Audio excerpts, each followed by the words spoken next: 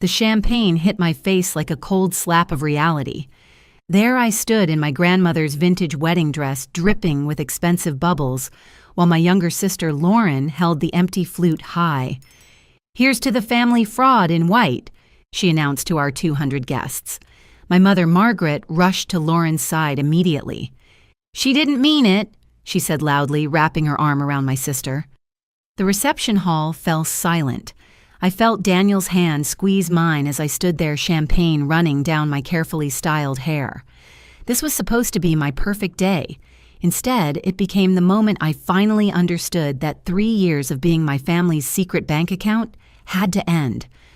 The humiliation of that moment cut deep, but what hurt more was knowing the truth behind Lauren's cruel toast. For 3 years, I had been silently funding her Columbia University education at $80,000 per year, plus her Manhattan apartment, plus her designer wardrobe, all while she and our parents painted me as the selfish career woman to anyone who would listen. It started when I launched my tech consulting firm at 25. The business took off faster than I expected, and within 6 months I was earning more than both my parents combined. That's when the guilt trips began. Family helps family. My mother had said that day in my office, her eyes welling with tears. "Lauren's about to lose her spot at Columbia. Do you really want to be responsible for ruining your sister's future?" She made it sound so reasonable. Just add them to my business account for emergencies. Lauren needed $75,000 by the end of the week, or Columbia would give her spot to someone on the wait list. My father, Harold, sat quietly in the corner, nodding along to everything Margaret said, which should have been my first warning sign. I remember writing that first check, telling myself it was just this once, but once became twice, then monthly, then constant.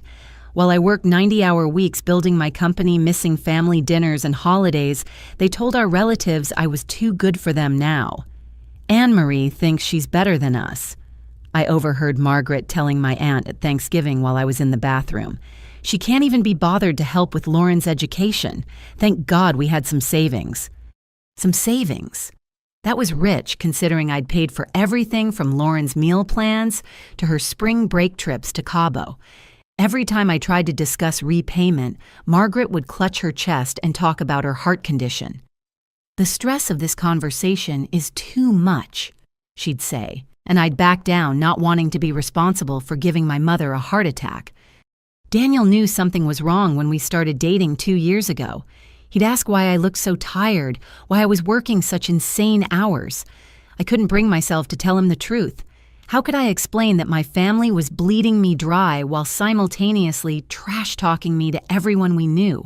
He came from such a normal, supportive family. His mother, Patricia, a retired judge, had raised him to believe that family meant mutual respect and support, not one-way financial drain. The wedding planning made everything worse. Margaret insisted on being involved in every decision despite not contributing a penny.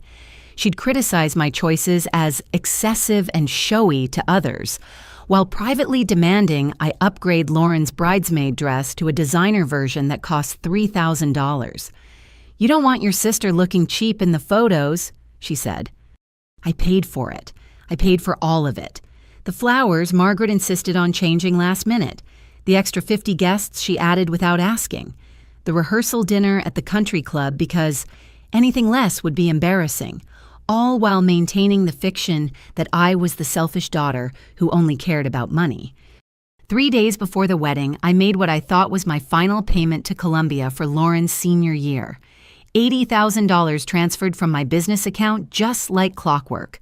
I told myself that after she graduated, I could finally say no. I could finally stop enabling this toxic cycle. My wedding would be my fresh start with Daniel, my chance to build a life with someone who actually appreciated me. Standing there in that reception hall, champagne dripping onto my grandmother's pearl necklace, I realized how naive I'd been. The public humiliation was calculated. Lauren's toast wasn't a drunken mistake or moment of jealousy. This was my family showing me exactly what they thought of me, a fraud. Someone pretending to be part of a family that only saw me as an ATM. "I need a moment," I said quietly to Daniel, my voice surprisingly steady. The crowd parted as I walked toward the bridal suite, my soggy train dragging behind me. I could hear Margaret already making excuses to the guests, spinning the story to make me the villain who had pushed poor Lauren to her breaking point.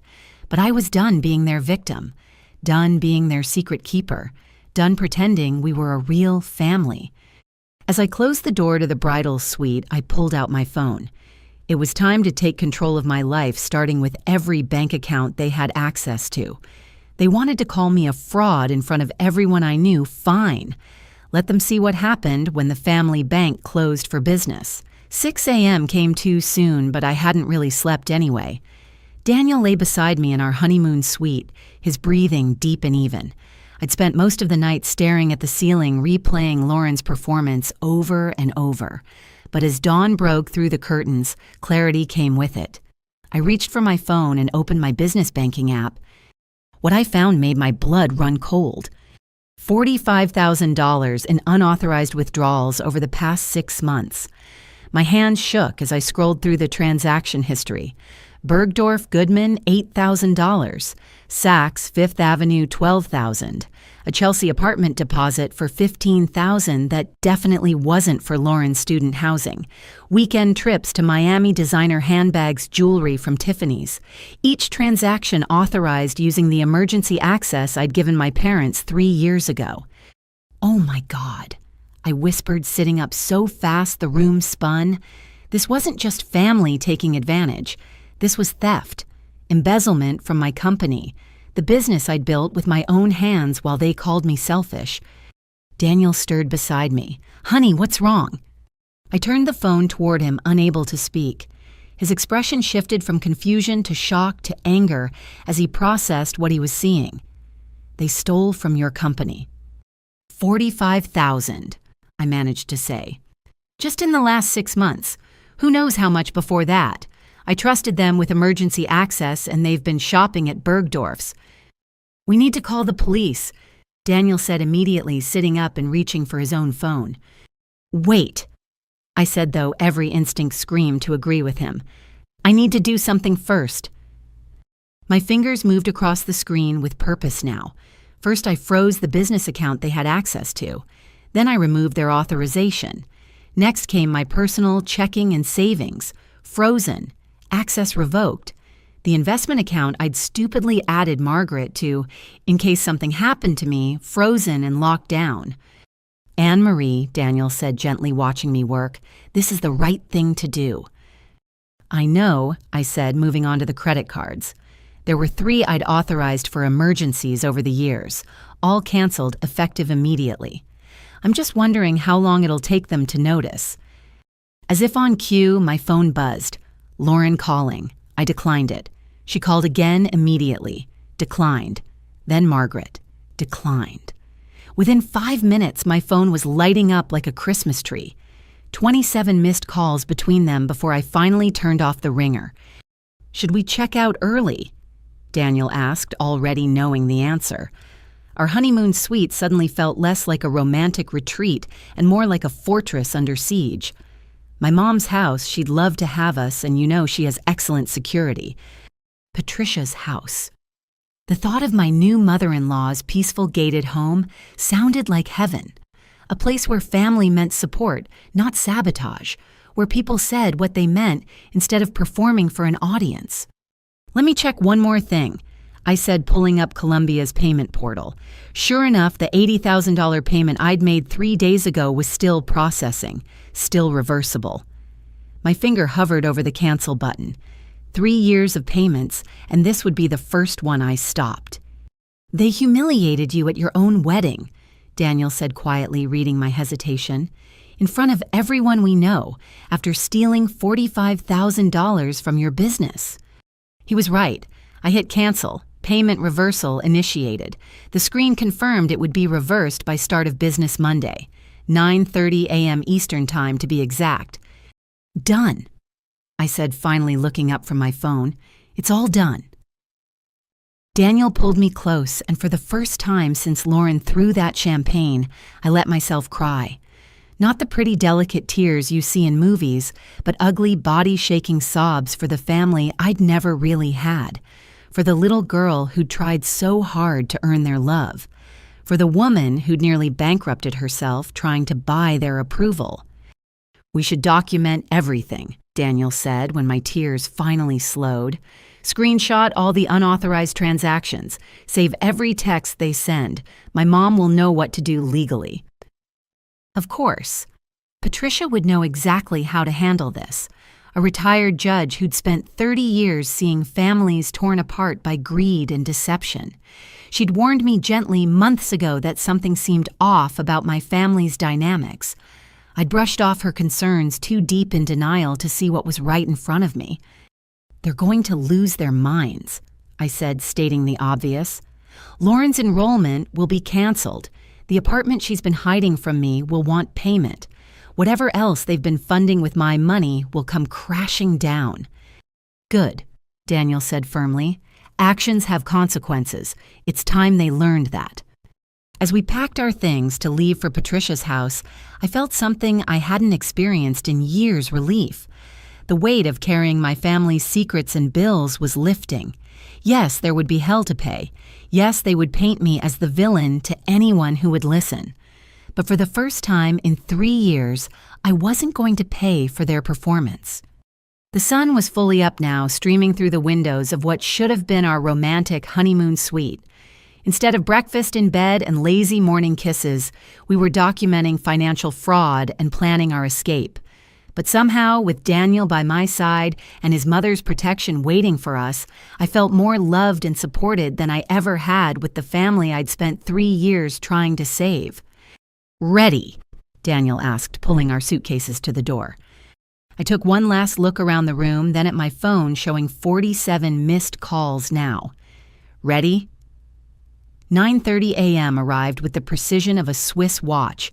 Daniel and I sat at Patricia's kitchen table. My laptop open to Columbia's payment portal, my phone face down beside it.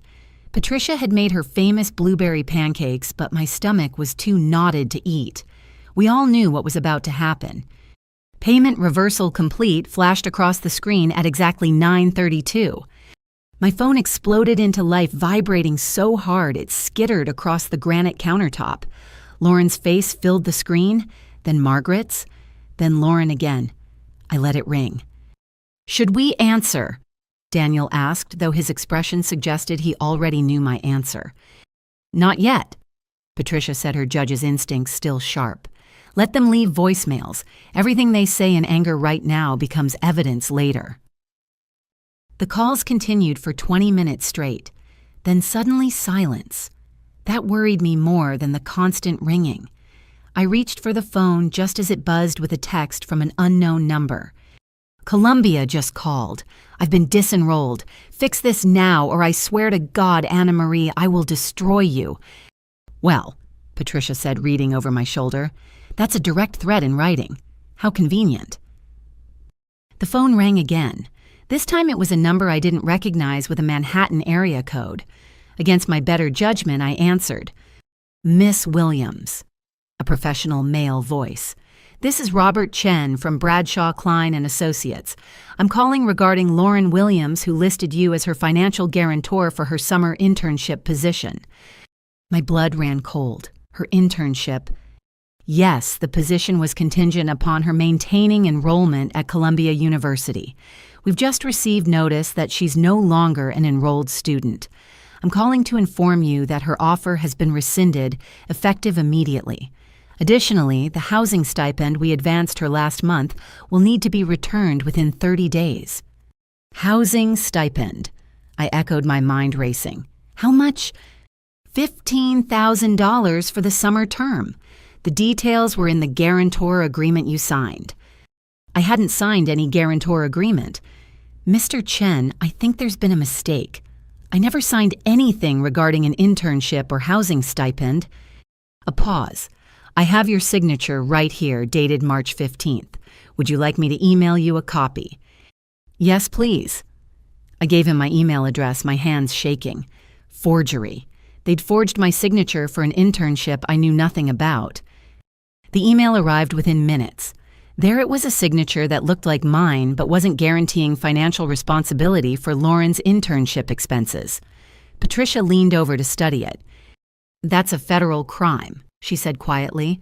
"Wire fraud, forgery, identity theft. This just became much more serious than family drama." My phone rang again. This time it was from another unknown number, also with Manhattan area code. I put it on speaker.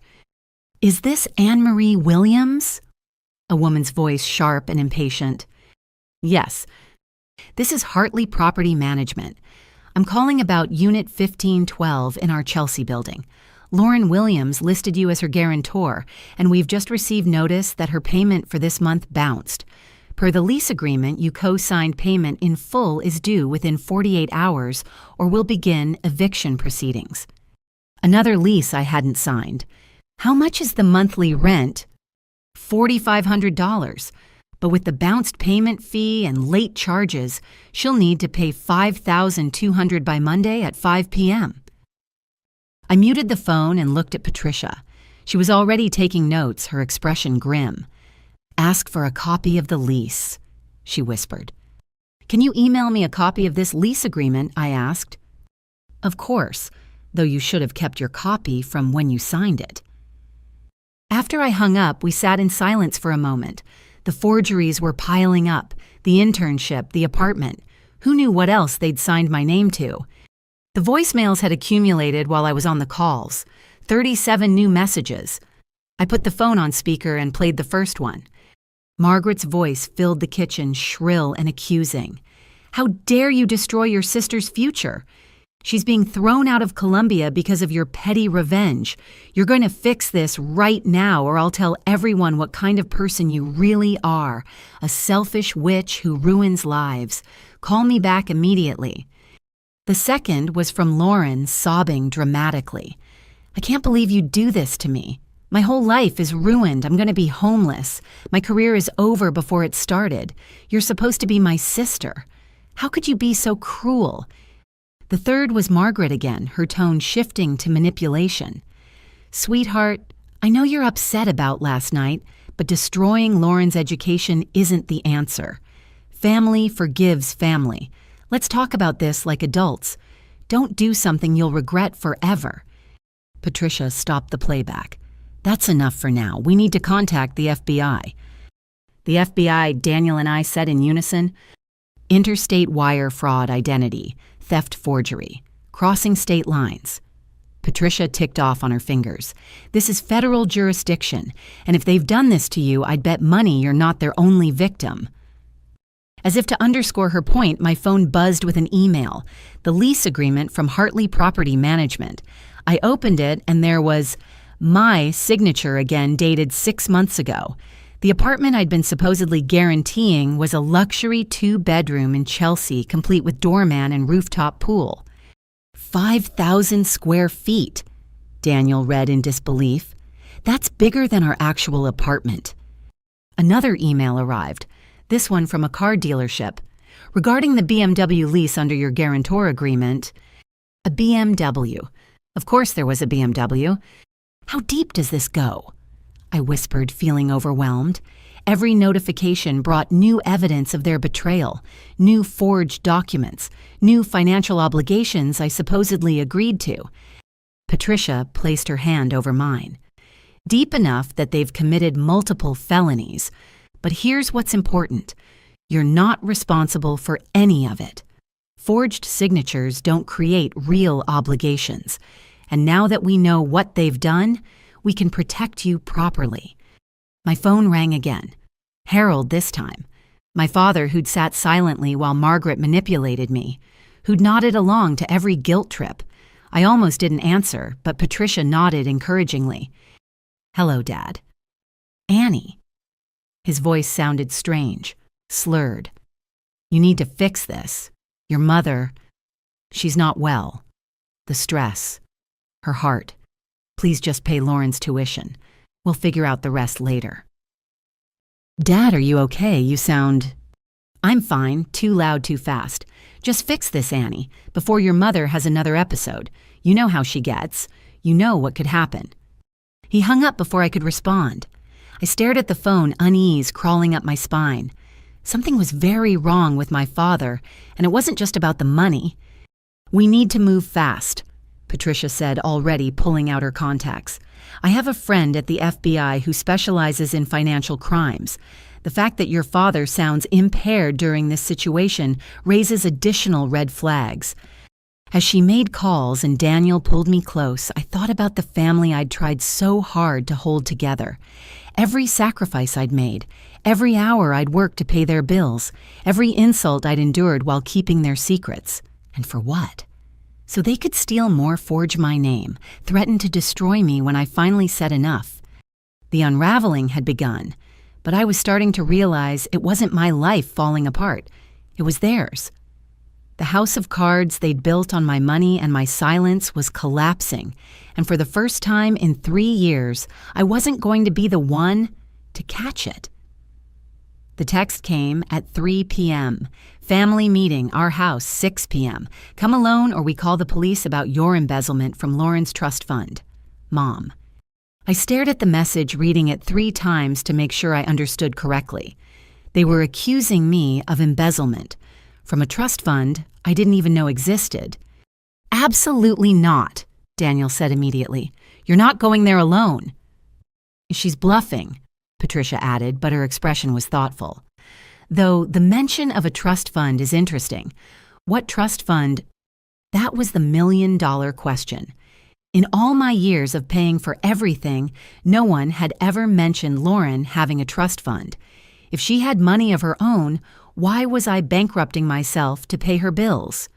I have to go, I said finally. Both Daniel and Patricia started to protest, but I held up my hand.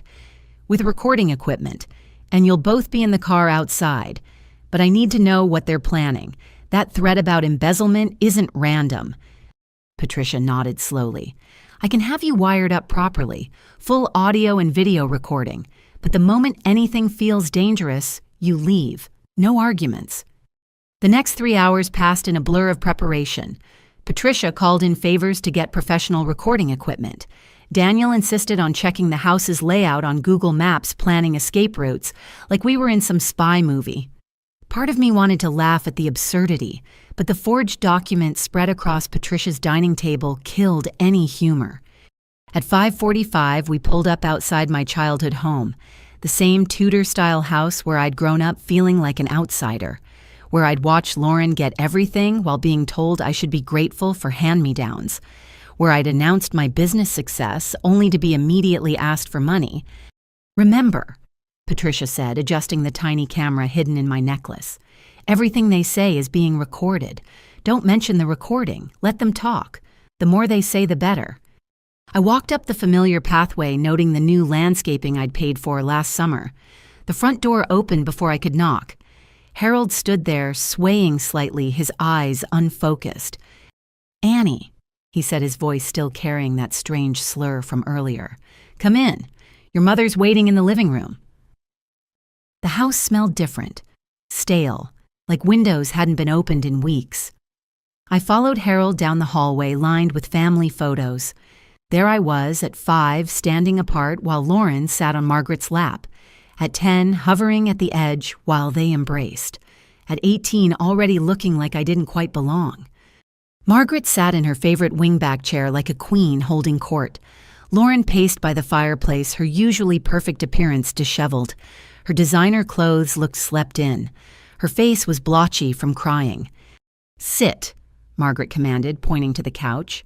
I sat, noting how Harold collapsed into his recliner with unusual heaviness. You've destroyed everything, Margaret began without preamble. Your sister is homeless. Her career is ruined. And for what? Because she said some silly words at your wedding. She threw a drink in my face and called me a fraud, I said evenly, after I've paid over $200,000 for her education. That money was ours, Lauren exploded. From my trust fund that you've been stealing from... There it was, the trust fund accusation. I kept my expression neutral. What trust fund? Margaret smiled, but it was sharp predatory. Don't play dumb, Anne-Marie. We know you've had access to Lauren's inheritance all along. The private investigator we hired found everything. What inheritance? I asked, genuinely confused now. What private investigator? The one who discovered you've been siphoning money from the trust Lauren's godparents left her, Margaret said smoothly. $200,000 mysteriously vanished over 3 years, the exact amount you claim to have spent on her education. Quite a coincidence. I felt like I'd entered an alternate reality. You told me Lauren needed money for Columbia. You begged me to pay. I have the emails, the texts, the banking records showing transfers from my business account. Falsified. Margaret waved her hand dismissively. Just like you falsified being part of this family. What? Harold tried to speak, but Margaret shot him a look that silenced him. He sank deeper into his recliner. His breathing labored. We know the truth about your adoption, Margaret continued. Or should I say lack thereof. You were never legally part of this family. Just a foster child we kept around for the monthly checks. And now you think you can waltz in here and destroy Lauren's life?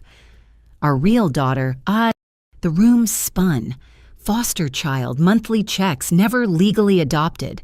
The words crashed over me like waves, each one threatening to pull me under.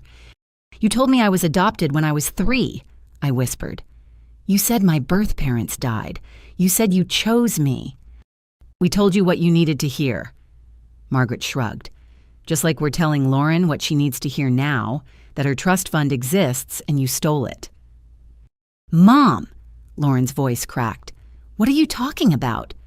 What trust fund you said Anne-Marie had to pay because we were broke. Margaret's mask slipped for just a moment, annoyance flashing across her face. Lauren, dear, let Mommy handle this. No. Lauren stopped pacing, turning to face Margaret fully. What do you mean foster child monthly checks? What the hell is going on? Language, Lauren, Margaret snapped. This doesn't concern you. It doesn't concern me. Lauren's voice rose hysterically. I'm homeless. Columbia kicked me out. My internship is gone and you're playing some sick game about trust funds that don't exist.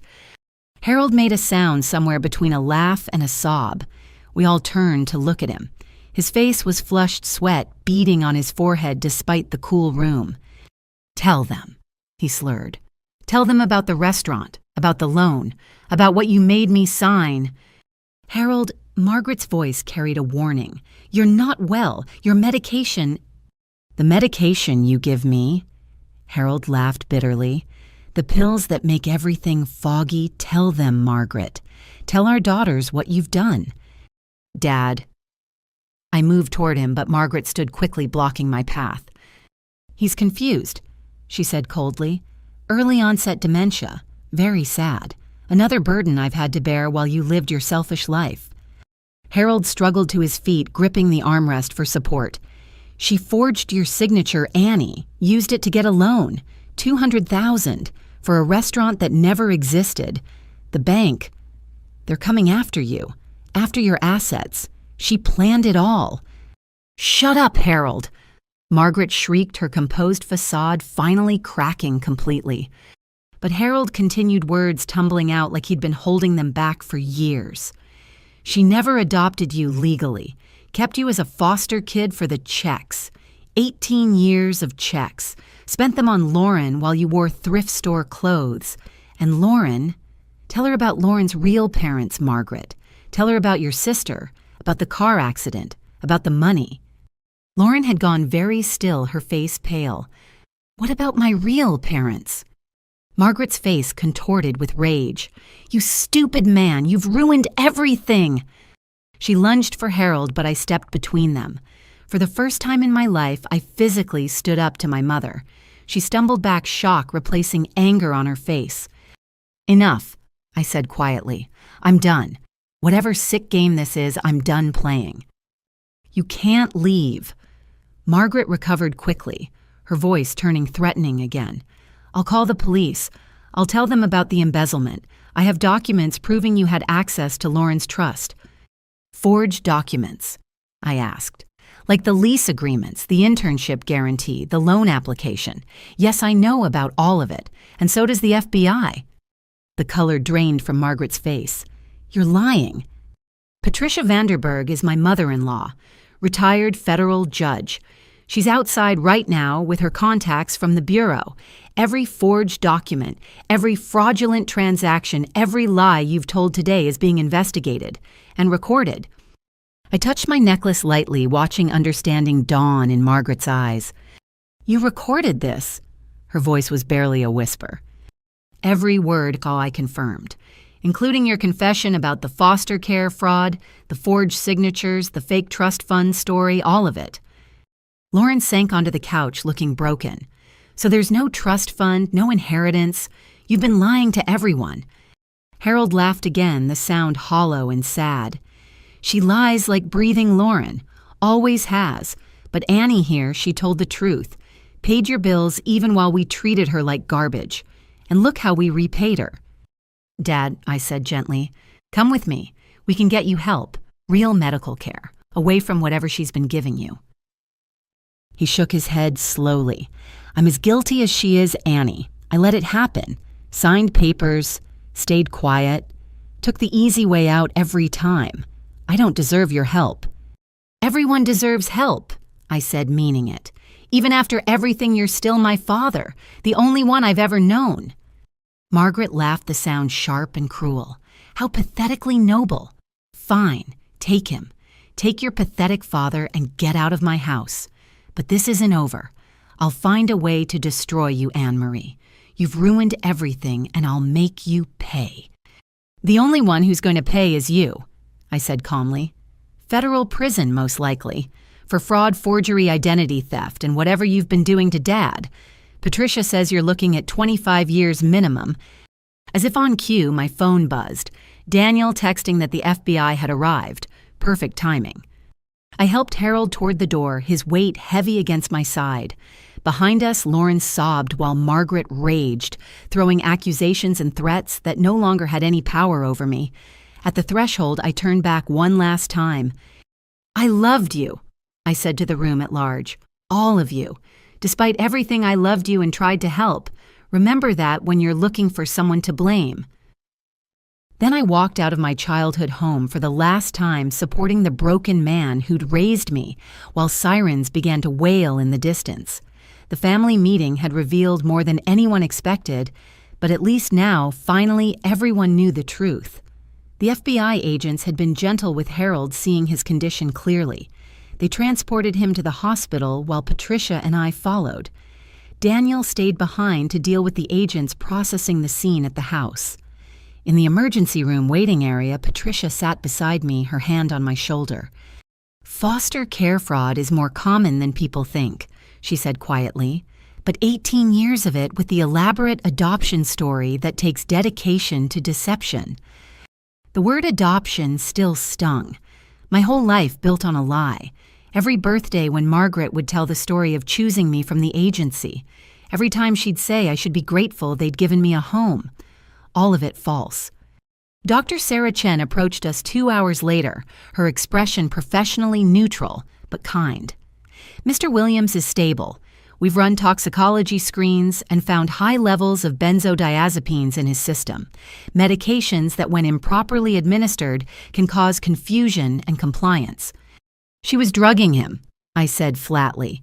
It wasn't a question.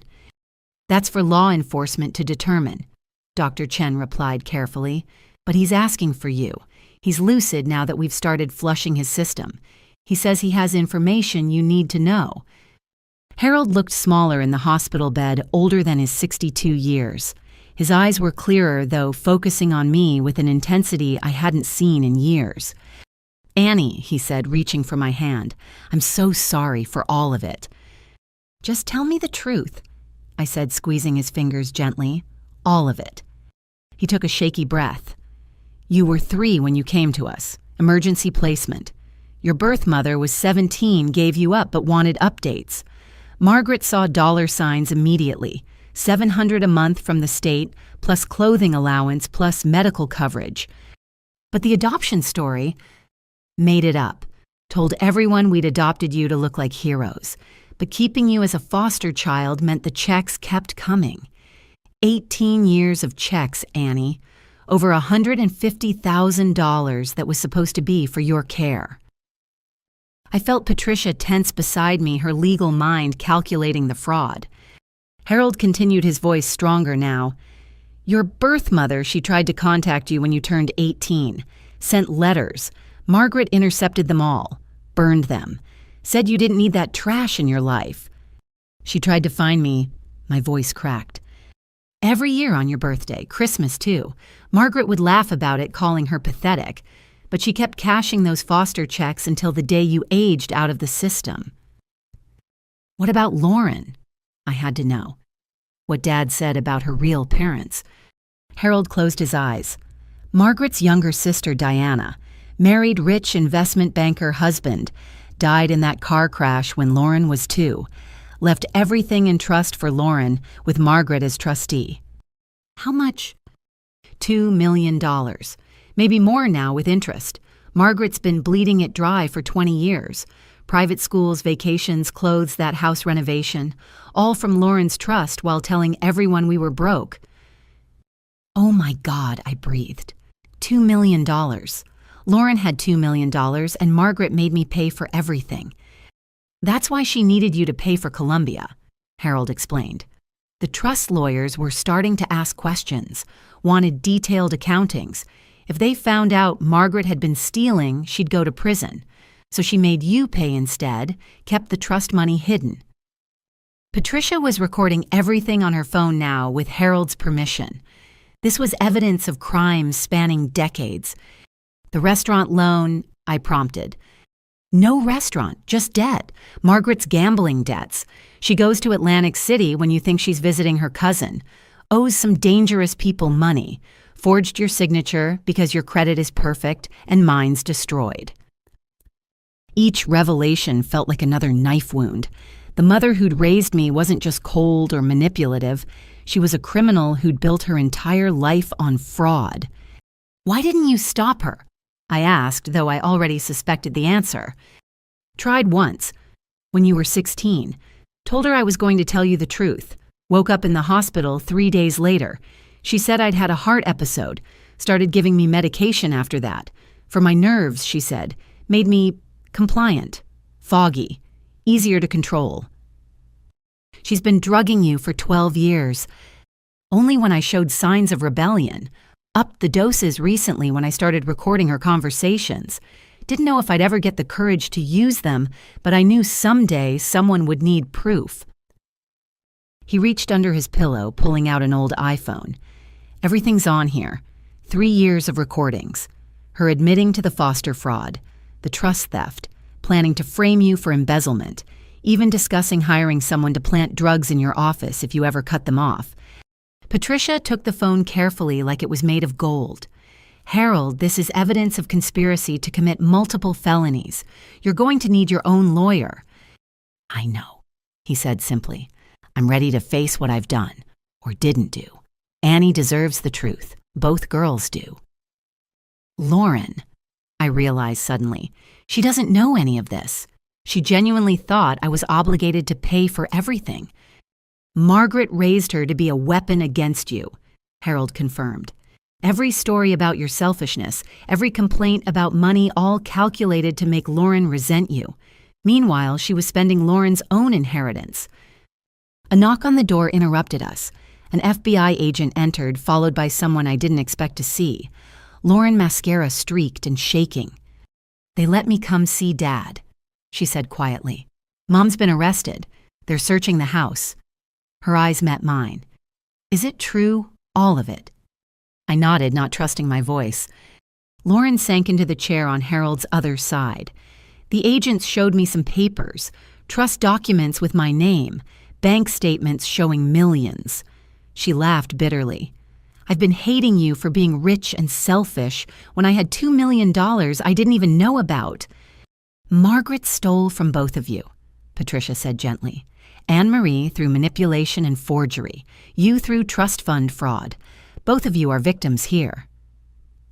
I threw champagne in your face, Lauren whispered, looking at me. Called you a fraud, in front of everyone, and the whole time I was the one living a lie. You didn't know, I said, meaning it. She raised us both to play roles in her sick drama. Neither of us knew the truth. Harold reached for Lauren's hand with his free one, so he was holding both his daughters. I failed you both. Let her poison you against each other. Let her steal your childhoods, your money, your relationship as sisters. I'll spend whatever time I have left trying to make amends." "The trust," Lauren said suddenly. "If there's anything left, I want to pay you back. Every penny you spent on my education. It was my money she should have used." I shook my head. "Let's figure out the legal stuff first. Make sure you're protected. Margaret might have accomplices' other accounts we don't know about." "Already on it," Patricia said, typing rapidly on her phone. "I have a colleague who specializes in trust recovery. We'll freeze everything tonight." The next few hours blurred together. FBI agents came and went. Lawyers were called. Harold gave formal statements about decades of fraud. Lauren discovered the true extent of her mother's betrayal as document after document revealed the stolen fortune that should have been hers. As dawn broke over the hospital windows, Lauren and I found ourselves alone in the cafeteria, nursing terrible coffee and processing the night's revelations. "I don't even know who I am anymore," Lauren said quietly. "Everything I believed about our family, about you, about myself, all lies." "You're still you," I said carefully. "Still brilliant, still accomplished. Columbia accepted you on your own merits, not because of money. Money you paid for, while I called you selfish behind your back." She stared into her coffee. "How do you not hate me?" "Because Margaret programmed you to hurt me just like she programmed me to enable it. We were both weapons in her war against the truth." I hesitated, then added, "But we don't have to be anymore." Lauren looked up, tears streaming down her face. "I want my sister back, my real sister. Not the enemy Mom created in my head, the one who paid my tuition while I insulted her, the one who's still here even after I humiliated her at her wedding. Can we start over, Eve?" I thought about the little girl in those family photos always standing apart, the teenager who ate dinner alone while they laughed in the other room, the woman who gave everything and got mockery in return. That person wanted to say no to protect herself from more hurt. But I also thought about Patricia's words. We were both victims, both stolen from, both denied the truth of who we were and who we could be to each other. "Starting over sounds good," I said finally. "Hi, I'm Anne-Marie. I've been paying your bills, but I'd rather be your sister." Lauren cried an ugly sound that was somehow beautiful in its honesty. "Hi, I'm Lauren. I've been a complete bitch, but I'd like to be your sister too." It wasn't forgiveness exactly. Too much had happened for instant absolution, but it was a beginning.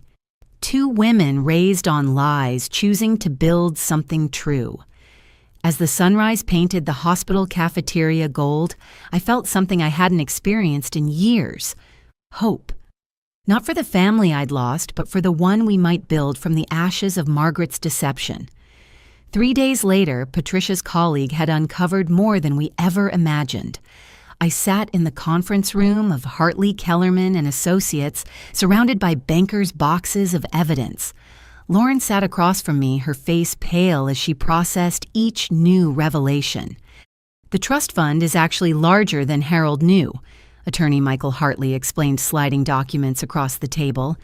"Diana and Robert Chen left their daughter $2.3 million when they died in that accident 20 years ago. With proper investment growth, it should be worth over $5 million today." "Should be," Lauren's voice was hollow. "Current balance is approximately $400,000, Michael continued gently. "We've tracked systematic withdrawals over 2 decades. Margaret was clever, never took enough at once to trigger federal reporting, but the pattern is clear." My phone buzzed with a text from the private investigator Patricia had hired. "Can you meet today? Found something about your birth mother. Important." I showed Patricia the message. She nodded immediately. "Michael, can you continue with Lauren? I'll accompany Anne-Marie." An hour later, we sat across from James Morrison, a former FBI agent turned private investigator. His office was sparse but professional, the desk between us covered with files and photographs. "Your birth mother's name is Susan Elizabeth Hartwell." He began without preamble. "Now, Dr. Susan Hartwell, she's a pediatric surgeon at Boston Children's Hospital." He slid a photograph across the desk. A woman in her late 40s with kind eyes and my exact nose stared back at me. She wore scrubs and was surrounded by smiling children in a hospital ward. She was 17 when she had you, James continued.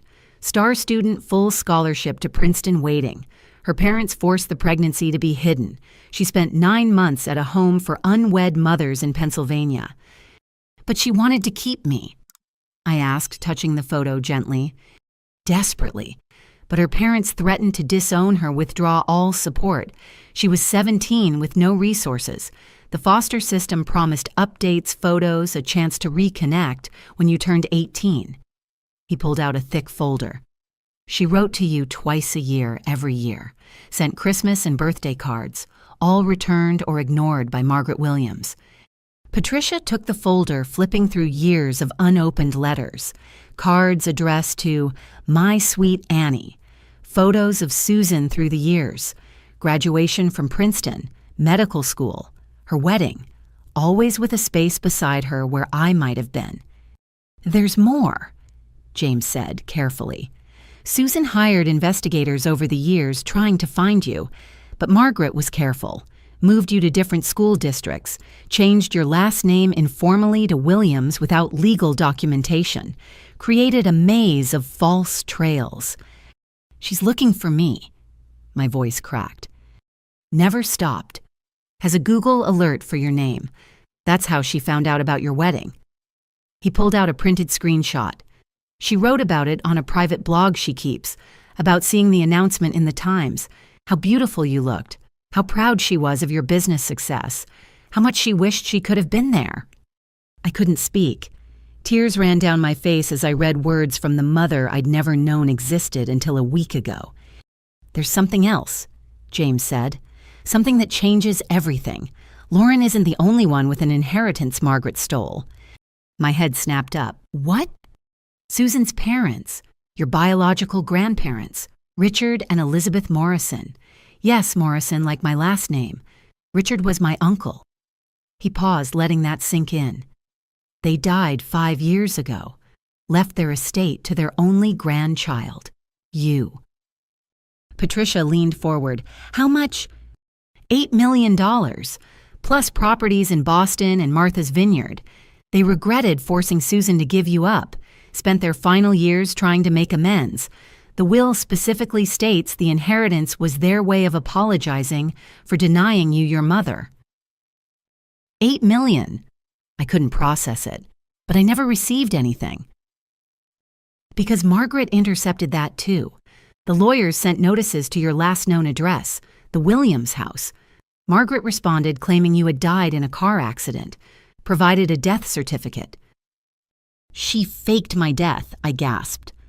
James nodded grimly. Forged document. We've already notified the authorities. The estate went to the secondary beneficiary instead, a charity. But with proof you're alive and evidence of Margaret's fraud, the will can be executed properly. That's why she was so desperate, Patricia realized.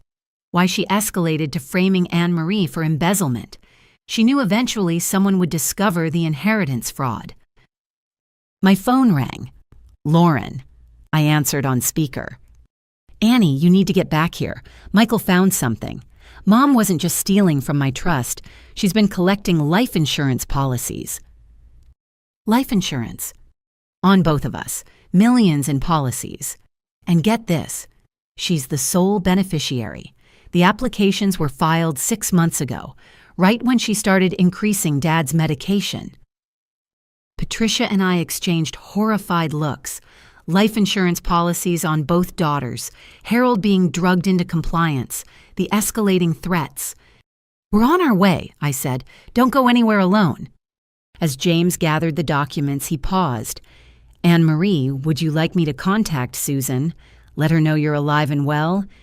I thought of the woman in scrubs surrounded by sick children she helped heal, the teenage mother who'd wanted to keep me, who'd written faithfully for 25 years despite silence. Yes, I said quietly. Tell her. Tell her I'd like to meet her when all this is over, when it's safe. He smiled the first warmth he'd shown. She'll be overjoyed. She never believed you were dead, you know. said a mother would feel it if her child was gone. The drive back to Michael's office was silent, each of us processing the magnitude of Margaret's crimes: foster fraud, trust theft, inheritance fraud, falsifying death certificates, and now life insurance policies that suggested something even darker. Lauren waited in the conference room surrounded by even more boxes. Her face was grim. Michael found 17 different accounts Mom created using variations of our names. She's been preparing for years, moving money offshore. And Annie, the life insurance policies have accelerating benefit clauses. Which means, though I feared I already knew, she could collect partial payment if either of us became terminally ill or had a serious accident. Lauren's voice shook. The policies are worth $3 million each. She'd get $6 million if something happened to both of us. That's why she was drugging Harold, Patricia said slowly. Practice, working up to something worse. My blood ran cold, remembering Margaret's final words. "I'll find a way to destroy you." Had she meant more than reputation, more than financial ruin? Michael entered with 2 FBI agents. "Ladies, given these discoveries, we're placing you both in protective custody until Margaret's full network is uncovered. We have reason to believe she may have associates we haven't identified yet." As we processed what our lives had become, Lauren reached across the table and took my hand. "We're going to survive this. Together. Real sisters this time." I squeezed back, thinking of all the stolen years, all the lies, all the pain, but also thinking of Susan Hartwell, who never stopped looking, of Harold finally free from chemical chains, of the truth, messy and painful, but finally in the light. Margaret had stolen money, identities, and relationships, but she hadn't stolen our futures, those we would reclaim ourselves. The safe house felt like a prison after 5 days. Lauren and I had adjoining rooms in an FBI-secured facility outside Philadelphia. We spent our time giving statements, reviewing documents, and slowly learning to be sisters without Margaret's poison between us. On the 6th morning, Patricia arrived with news that changed everything. "We found the emails," she announced, spreading printed pages across the dining table. "Margaret's secondary email account. 3 years of correspondence that reveals the full scope of her plans." I picked up the first email dated 3 months before I started my business. Margaret writing to someone named Aunt Helen, "Anne-Marie's getting too independent. Starting this company will ruin everything. I need to get control before she realizes what she's worth." Aunt Helen, Lauren frowned. Mom always said her sister Helen died young. "Another lie," Patricia confirmed. "Helen Martinez lives in Newark. We've tracked 63 emails between them discussing strategies to undermine Anne-Marie, manipulate family members, and build a legal case for elder abuse." The emails painted a horrifying picture. Margaret had been systematically poisoning relationships for years, telling cousins I'd stolen from the family business, informing aunts that I refused to help with Lauren's medical bills that didn't exist, creating elaborate stories about my cruelty while living off my money. "This one's from last month," Lauren said, her voice shaking. She read aloud, "The wedding is perfect timing. Lauren's toast will destroy A's credibility. When she retaliates by cutting off funds, we'll have dozens of witnesses to her vindictive nature. The elder abuse lawsuit will be a slam dunk." "She planned the whole thing," I breathed. "Your toast, my reaction, all of it." "I was her weapon," Lauren said bitterly, "programmed to humiliate you on cue." Patricia pulled out another folder. "There's more. We found correspondence with a Dr. Marcus Webb, psychiatrist who lost his license for over-medicating patients. He's been providing the drugs she used on Harold." The emails with Dr. Webb were even more chilling. Discussions about dosages, effects, how to create compliance without obvious impairment, and worse questions about stronger options dated just 2 weeks ago. "She was escalating," Patricia said quietly. "These last emails discuss medications that could induce heart problems, make an accident look natural." My phone rang, interrupting the horror show. Unknown number, but the FBI agents nodded for me to answer. They were recording everything. Hello. You destroyed everything. Margaret's voice cold and controlled. Not the shrieking harridan from our last encounter. This was scarier. 25 years of careful planning gone because you couldn't just play your role. Margaret, where are you? I kept my voice steady, though my hands shook. Close enough. Did you really think the FBI could protect you? That Patricia's connections mean anything? You have no idea how many people owe me favors, how many allies I've cultivated while you were playing successful businesswoman. Turn yourself in, I said. It's over. We know about the Foster fraud, the trust theft, Susan Hartwell, my grandparents' inheritance. All of it. She laughed, the sound raising goosebumps on my arms. Susan Hartwell, that pathetic girl who couldn't even keep her own baby. Did you know she begged me to let her see you when you turned 5, showed up at the house crying? I told her you died. The look on her face was priceless. Rage flooded through me, but I controlled it. The agents were gesturing to keep her talking. Why? I asked simply. Why all of this? Because I could. Because taking that crying infant and turning her into my personal ATM was the smartest thing I ever did. Do you know how much money I made off you over the years? Foster payments, your grandparents, inheritance guilt payments from Susan's family. And then you had to grow a spine. The life insurance policies, I said. Were you really going to kill us? Another laugh. Kill you so crude. Accidents happen, Annie. Lauren's cocaine problem getting out of hand. Your brake lines wearing through at just the wrong moment. Harold's medication interaction causing cardiac arrest. All tragedies, but that's life. Lauren doesn't have a cocaine problem, I protested. Not yet, but a few months of the right drugs slipped into her food, some planted evidence, a concerned mother trying to get her help. These things right themselves. Lauren had gone pale beside me, her hand clutching mine. Here's what's going to happen, Margaret continued. You're going to wire $5 million to an account I'll provide. Then you're going to sign documents admitting to embezzling from Lauren's trust. Take responsibility for everything. In exchange, I disappear. Everyone lives. And if I refuse, then I'll have to activate Plan B. Did you check your coffee this morning? Annie, sure it tasted normal. My blood turned to ice. The coffee. I'd made it myself, but the creamer, she said, as if reading my thoughts. Amazing what can be delivered to an FBI safe house by someone in a food service uniform. Don't worry, it's not fatal. Yet. But you'll start feeling dizzy soon, nauseous. By tonight you'll be in the hospital. By tomorrow, organ failure. Unless you get the antidote. Patricia was already on her phone calling for medical. The agents burst into action, one radioing for immediate transport, while another traced the call. You're bluffing, I said, though my mouth had gone dry. Am I? How's your vision getting a bit blurry around the edges? That's stage 1. 12 hours until permanent damage. 24 until death. Your choice, Annie. $5 million and a confession or a very painful goodbye. The room was spinning. No, wait. That was panic, not poison. I forced myself to think clearly. Even if I wanted to, I can't access $5 million immediately, I said. The accounts are frozen. Patricia can unfreeze them. She's done it before for her precious clients. You have 6 hours to decide. I'll call back with account details. The line went dead. Medical's 2 minutes out, an agent reported.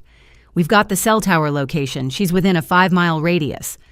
The creamer, Lauren said suddenly. Annie didn't use creamer. She drinks her coffee black. I'm the one who used it. We all turned to stare at her. She was right. In the chaos of the morning briefing, I'd made coffee for everyone. Lauren always took hers with vanilla creamer. I'd watched her at it. Oh, God, I breathed. Lauren, how do you feel? Fine, she said, but her voice wavered. Maybe a little warm, but that could be panic. The medical team burst in then, equipment in hand.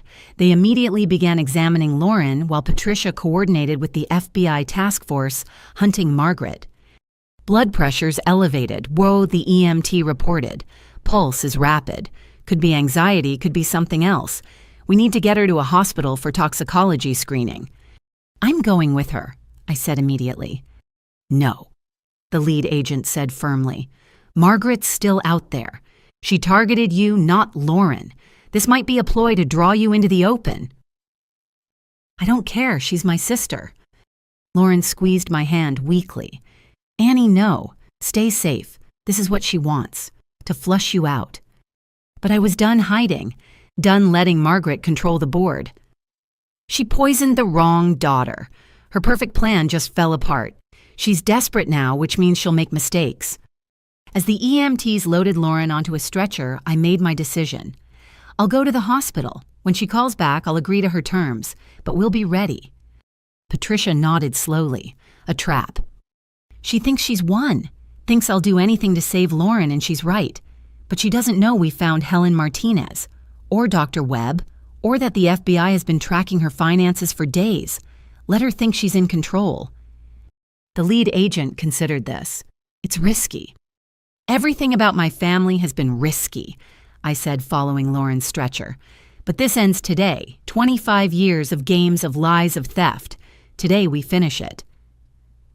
As the ambulance wailed toward the hospital, I held Lauren's hand and thought about Susan Hartwell, saving other people's children because she couldn't save her own. About Harold slowly awakening from years of chemical fog. About two little girls raised as weapons against each other. Margaret had created her own downfall. In trying to poison me, she'd hurt the daughter she'd always claimed to favor. Her mask hadn't just slipped, it had shattered completely. Annie, Lauren whispered as the EMTs worked, if something happens... Nothing's going to happen, I said firmly. We're both walking away from this. Free. Together. She managed a weak smile. When this is over, I want to meet Susan, our other mother, the one who actually loved you. We'll meet her together, I promised. A real family, the one we choose. The hospital loomed ahead, and with it, the final confrontation with the woman who'd stolen our lives. But for the first time, I wasn't afraid. Margaret had taught us to be survivors. Now we'd show her exactly how well we'd learned. The hospital room hummed with activity. Doctors ran test after test on Lauren while FBI agents secured the floor. The toxicology report came back within an hour. Ethylene glycol, antifreeze. Not enough to kill immediately, but enough to cause kidney damage if untreated. She'll be fine, Dr. Patel assured us. We caught it early. Dialysis and fomepizole will clear her system. But if she'd had more coffee or if we'd waited longer... Margaret knew exactly what she was doing, Patricia said grimly. Calculated the dose to create urgency but not immediate death. She needed leverage. My phone rang at exactly 6 hours. Margaret punctual as always when it came to manipulation. Ready to be reasonable? She asked without preamble. Lauren's in the hospital, I said, letting real emotion color my voice. Kidney failure, you poisoned your own daughter. Collateral damage. She was always too soft anyway. Now about my money. I need proof she'll survive first. A face-to-face meeting. You give me the full antidote, I'll transfer the funds. Silence. Then, nice try. But I didn't survive 25 years by being stupid. Wire transfer first. Then I'll courier the medical protocol to save dear Lauren. She could die while we're negotiating. Then you'd better hurry. Account details coming by text. You have 1 hour. The line went dead. Seconds later, a text arrived with routing numbers for an offshore account. The FBI's Financial Crimes Unit immediately began tracing it. Cayman Islands, the analyst reported. But it's a shell. The money will bounce through a dozen countries before she can touch it. Perfect, Patricia said, surprising everyone. That gives us time. She made a call speaking rapidly in legal terms I barely understood. When she hung up, she was smiling. It wasn't a nice smile. What did you just do? I asked. Called in a favor from a friend at the Treasury Department. Any transfer to that account will be flagged and frozen for 72 hours due to suspected terrorist financing. She'll know immediately, an agent protested. No, she'll see the transfer initiated.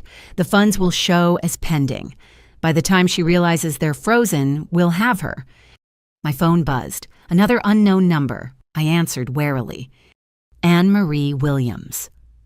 A woman's voice, nervous but determined. Yes. This is Helen Martinez, Margaret's sister. I need to talk to you. She's lost her mind. The things she's planning, I can't be part of it anymore. Patricia grabbed the phone, putting it on speaker. Ms. Martinez, this is Patricia Vanderberg, Anne Marie's attorney. Are you willing to cooperate with federal authorities? I have to. She's talking about killing them both now. Says it's the only way to clean up loose ends. I thought we were just going to sue for money, but she's got syringes medications. She keeps saying accidents happen in hospitals. Where is she? Patricia demanded. I don't know exactly, but she mentioned something about visiting Harold. Said she needs to tie up that loose end too. Harold. We'd been so focused on protecting Lauren and me, we'd forgotten about him. He was in the same hospital just 3 floors up, recovering from years of being drugged. Go, Patricia commanded the agents. Secure Harold Williams immediately. Half the team rushed out while I initiated the wire transfer under FBI supervision. $5 million of my legitimately earned money, marked and tracked, sent to catch a killer. Transfer pending, I announced, showing Margaret's text.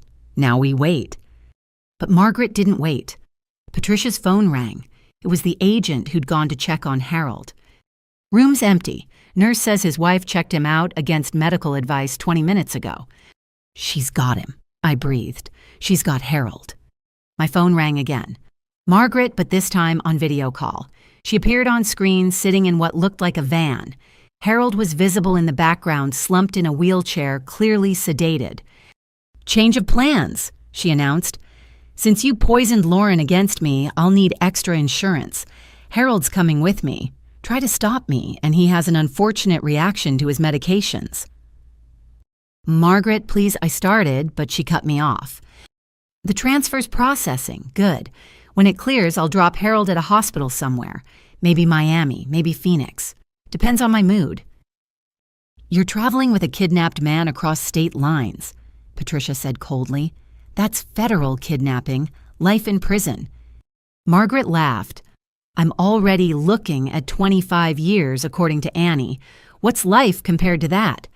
Besides, who's going to testify Harold? He's non-compos mentis, a danger to himself. I'm just a concerned wife getting him proper care. What about Helen? I played the card, watching Margaret's face carefully. She called us Margaret. Your sister's done with your schemes. For the first time, Margaret's mask cracked. You're lying. Am I? She told us about the syringes, the plan to cause accidents in the hospital. She's with the FBI right now, telling them everything. That stupid cow, Margaret snarled, always was weak, just like Diana, just like you. Diana was weak. Lauren's voice came from behind me. She'd insisted on leaving her bed when she heard about Harold wheeling her IV pole into our makeshift command center. My real mother was weak. Margaret's expression softened into something almost worse than anger. False maternal concern. Oh, Lauren, you shouldn't be up. You need rest after your terrible accident. The accident you caused, Lauren shot back. You poisoned me, your actual daughter. I gave you everything. The best schools, the best clothes opportunities that worthless Annie could never appreciate. And how do you repay me by taking her side? She paid for all of it. With my money my real parents left me. Your real parents were idiots who drove drunk and got themselves killed. I saved you from growing up an orphan. You should be grateful. They weren't drunk. Helen Martinez's voice came through Patricia's phone. She was on with the FBI, but they'd patched her through. I've kept quiet for 20 years, Margaret, but I'm done. Diana wasn't drunk. The other driver was. But you told everyone she was drunk to make yourself look better when you took Lauren. Shut up, Helen. You've always twisted everything, made yourself the hero, but you're not. You're a thief and a liar, and now you're a kidnapper. Margaret's face contorted with rage. Behind her, Harold stirred slightly, a soft moan escaping his lips. He needs medical attention, I said urgently. Whatever you've given him. He's fine, just sleeping. Like he should have been all along instead of recording me spying on me, betraying me after everything I've done for this family. What you've done, I couldn't help myself. You mean stealing from foster children, drugging your husband, trying to murder your daughters for insurance money. I made hard choices. I survived. Do you know what it's like growing up poor, watching everyone else have more? I swore my children would never feel that.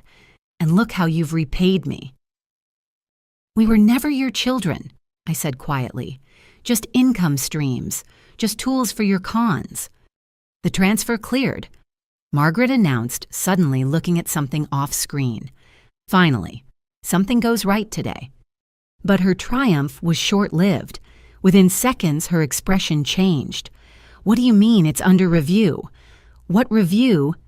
Patricia smirked. Terrorist financing protocols. Any transfer over $1 million to certain offshore accounts gets a 72-hour hold. Didn't you know? Margaret screamed a sound of pure fury that made Harold stir again. You tricked me. Like you've tricked everyone for 25 years, I said. It's over, Margaret. Let Harold go. Turn yourself in. Maybe they'll be lenient. Lenient. She laughed maniacally. I know what's waiting for me. Prison, disgrace, losing everything I've built. No, if I'm going down, I'm taking him with me. 25 years of marriage should mean something. She reached for something off camera. A syringe appeared in her hand. No, Lauren and I screamed together. Goodbye, girls.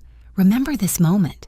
Remember that you could have just played along and everyone would have lived happily ever after. The video cut off. Track that van, Patricia commanded. She's going to kill him. The FBI's tech team worked frantically while I stood frozen Lauren gripping my hand. Our father flawed and weak, but still our father was about to die because we'd fought back. Got her, an agent announced. Van's GPS shows her on I-95 southbound just past exit 42. State police are en route, another added. Helicopter support in the air. We need to go, I said. We need to be there. Absolutely not, the lead agent said. This is a dangerous fugitive with a hostage. She's our mother, Lauren said quietly. He's our father. Dysfunctional and criminal, but ours. We need to be there when this ends. Patricia looked between us, then nodded. I'll drive. Agents can follow, but we stay back until it's secure.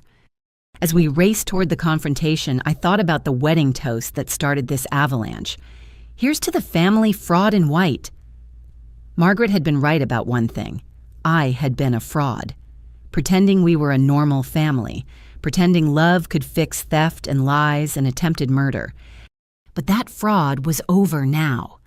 Whatever happened in the next hour, the Williams family's decades of deception would finally end. Whether in handcuffs or worse, Margaret's reign of manipulation was finished. I'm scared, Lauren admitted quietly. Me too, I said, squeezing her hand. But we're together, real sisters. Whatever happens, we face it together. The highway stretched ahead, leading to either tragedy or justice. Maybe both, but at least finally it would lead to truth. The state police had Margaret's van surrounded at a rest stop 40 miles south. Patricia pulled over at the command post they'd established where FBI agents and local law enforcement coordinated their approach. On the monitors, we could see the van clearly, Margaret still in the driver's seat. Harold slumped beside her. She's been in there 20 minutes, the lead agent informed us. Won't respond to negotiators. We have snipers in position, but with Harold right there. Let me talk to her, I said. Absolutely not. She's expecting me to beg, to plead. It's what she wants. Give her that and maybe she'll let Harold go. Lauren stepped forward, still weak from the poisoning, but determined. I'll go with her. She always preferred me. Maybe seeing her real daughter will snap her out of this. Neither of you is going near that van, Patricia said firmly. But Lauren wasn't listening. She was staring at one of the evidence boxes the agents had brought. Is that the safe from the house? An agent nodded. Retrieved it during the search. Haven't had time to fully process the contents. Open it, Lauren demanded. Please, the combination is my birthday, 0817. The agent looked at his supervisor, who nodded. The safe clicked open, revealing stacks of documents, jewelry, and cash. Lauren pushed past the money, digging deeper until she found what she was looking for. A manila envelope marked, "Lauren, do not open until 18. "I remember this," she whispered. "Mom said it was my birth parents' last letter to me. Said it would be too painful to read until I was older, but I never opened it. Too scared." With shaking hands, she tore open the envelope. Inside were documents, photos, and a letter. As she read, her face went through a series of transformations. Shock, confusion, then finally rage. She lied. Lauren said, her voice deadly quiet. "My parents weren't drunk, weren't even driving. They were passengers in an Uber. The drunk driver hit them. And this," she held up a document. "This is a letter from their lawyer. They were in that Uber coming home from signing papers. Papers to remove Margaret as my trustee because they discovered she'd already stolen $50,000 from my trust." "What?" I gasped. "They were going to press charges, cut her off completely. The accident happened 2 hours after they left the lawyer's office." Lauren looked up, her eyes bright with unshed tears. "She told everyone they were drunks who got themselves killed, but they died trying to protect me from her." "Lauren," I reached for her, but she pulled away, still reading. "There's more. A letter from my mom to me." Her voice broke. She says she knew Margaret was troubled, jealous.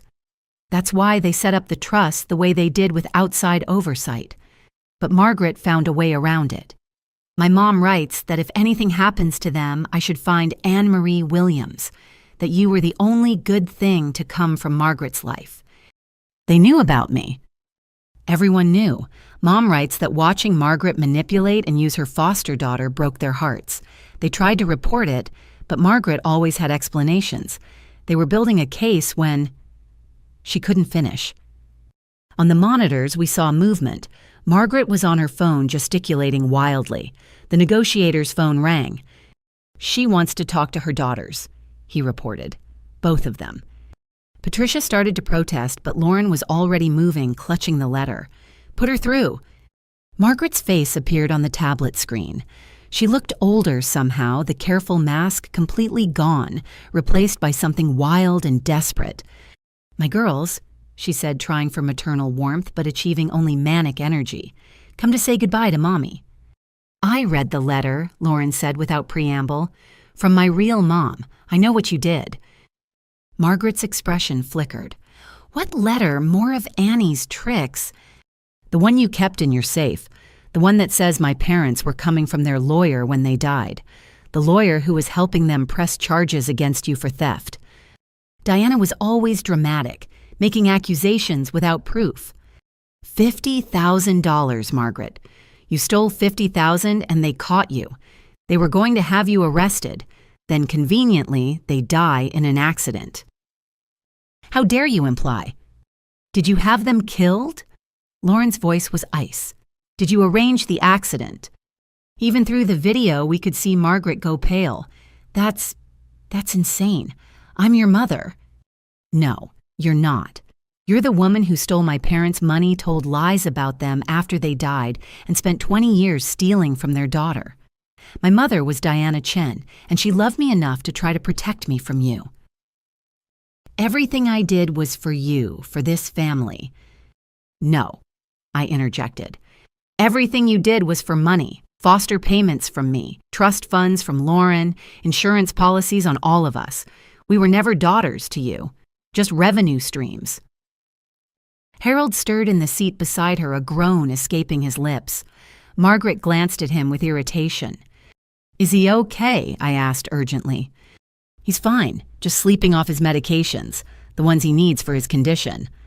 "The condition you created by drugging him for 12 years, Lauren shot back. Margaret's face contorted. "You ungrateful brats, both of you. I gave you everything with our own money." We said in unison, then looked at each other surprised by the synchronization. "I'm done with this," Margaret snarled. She held up the syringe still full of clear liquid. You want Harold to live, then you'll do exactly what I say. New plan. You're going to get me real money, cash, and a plane, private, to somewhere without extradition. That's not going to happen, the negotiator's voice came through the speaker. Mrs. Williams, this is Agent Carter with the FBI. You're surrounded. There's no escape. But if you surrender now, if you let Harold go, things will go better for you. Better you mean 25 years instead of life. No, thank you. She positioned the syringe near Harold's neck. Everyone in the command post tensed. Wait, Lauren cried out. What if I come with you a hostage worth more than Harold? Your real daughter. Lauren, no, I grabbed her arm. But she shook me off, speaking directly to Margaret. You always said I was the one you really loved. Your blood. Prove it. Let Harold go and take me instead. I won't fight. I won't resist. Just let him live. Margaret considered this, her expression calculating. You'd do that after everything. You're still my mother.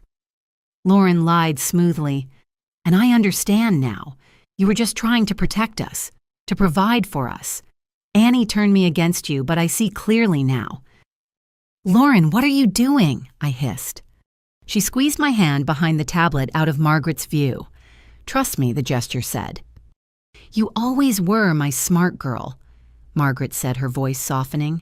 Not like Annie, always whining about money, about fairness. You understood that sometimes you have to take what you deserve. Exactly, Lauren agreed. So let's take it together, just us. Leave the dead weight behind. Margaret looked at Harold, then back at Lauren. You're serious. I'm already dying, aren't I? Lauren played her trump card. The poison you gave me. The doctors said there might be permanent damage. If I'm going to die, I'd rather it be with my real mother than in some hospital. It was a lie. The doctors had said she'd make a full recovery, but Margaret didn't know that. And my baby. Margaret's eyes actually teared up. I never meant for you to drink that coffee. It was meant for her. She glared at me through the screen. I know, Lauren soothed. Just another way Annie ruined everything, but we can fix this. Together. Like it should have been all along. You'll need to come alone. No wires, no weapons. Of course.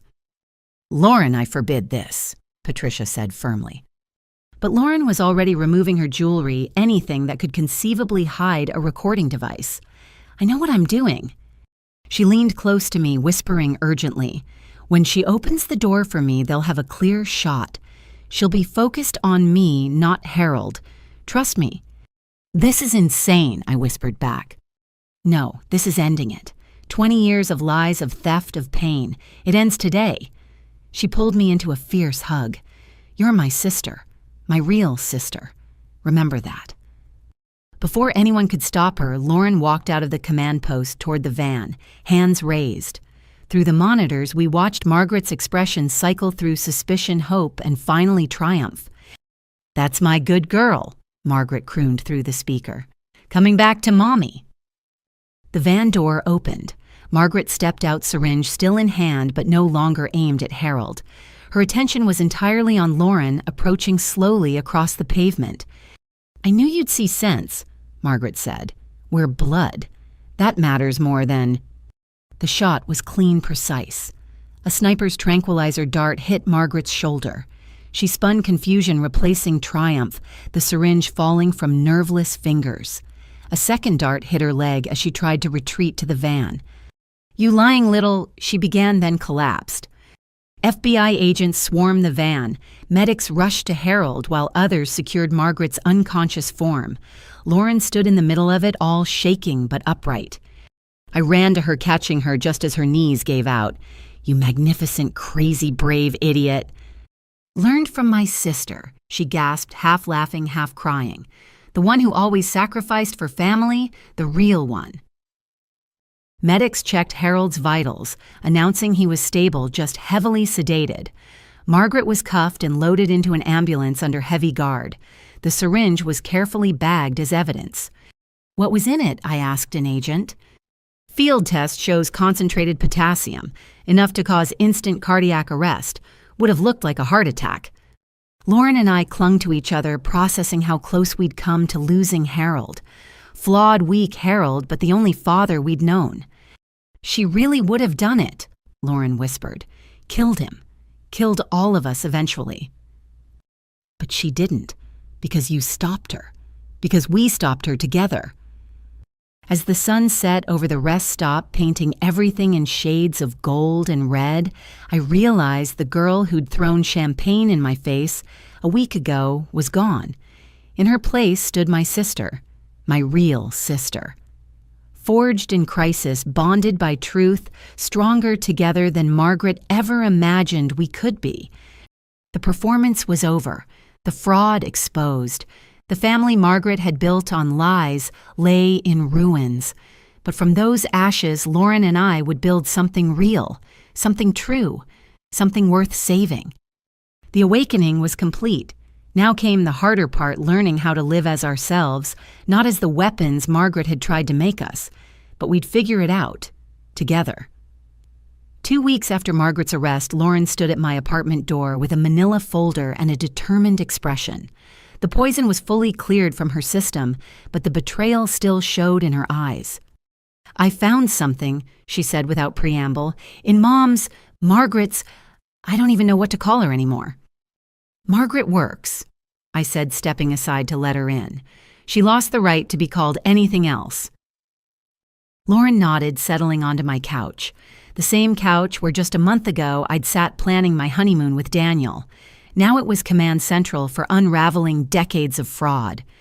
The FBI let me go through her computer files, Lauren explained, opening the folder. They found hidden partitions, encrypted folders.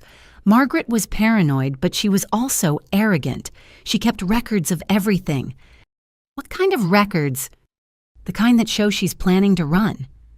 Lauren spread out printed emails, bank statements, travel documents. Look at this.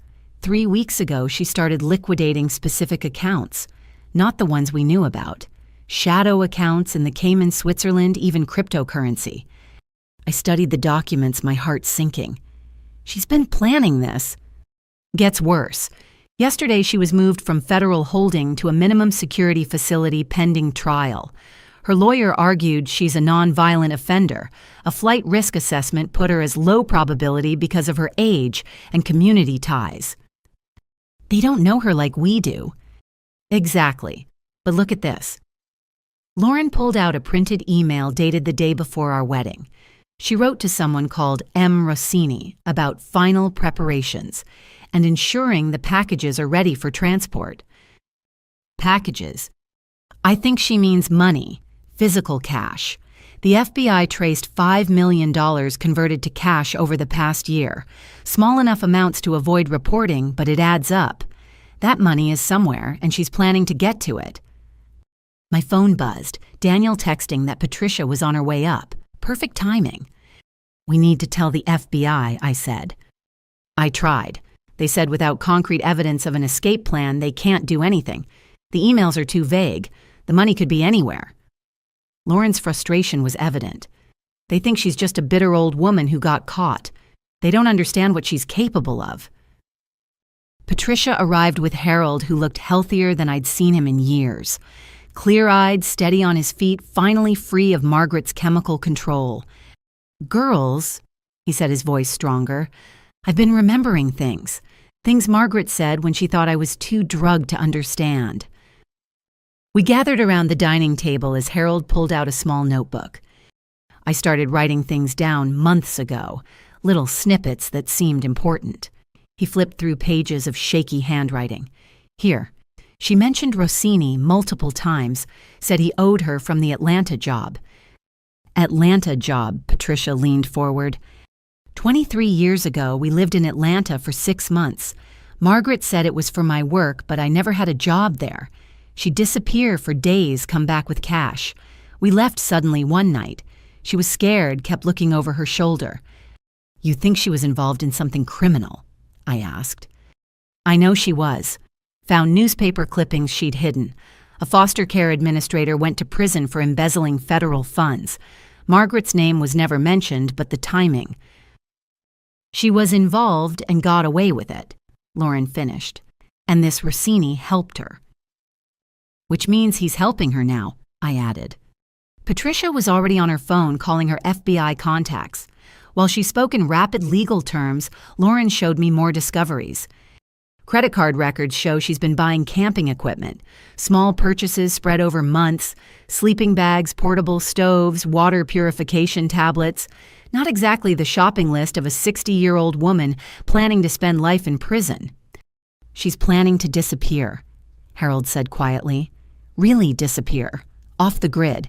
She always said if things went bad, she'd rather live in the wilderness than a cell. But she needs money to do that, and a way out of custody.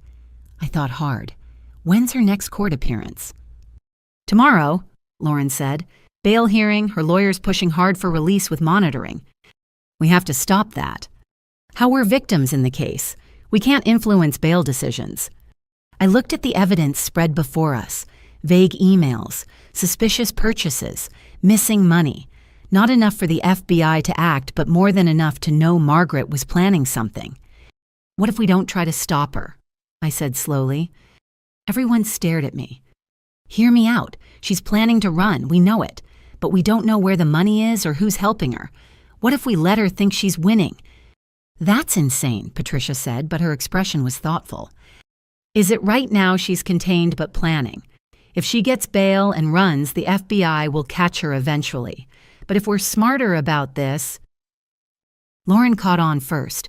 We help her run, control how and when, lead her right to the money and her accomplices. A sting operation, Harold added. Like what the FBI did at the rest stop, but bigger. Patricia ended her call. The FBI isn't interested in theories.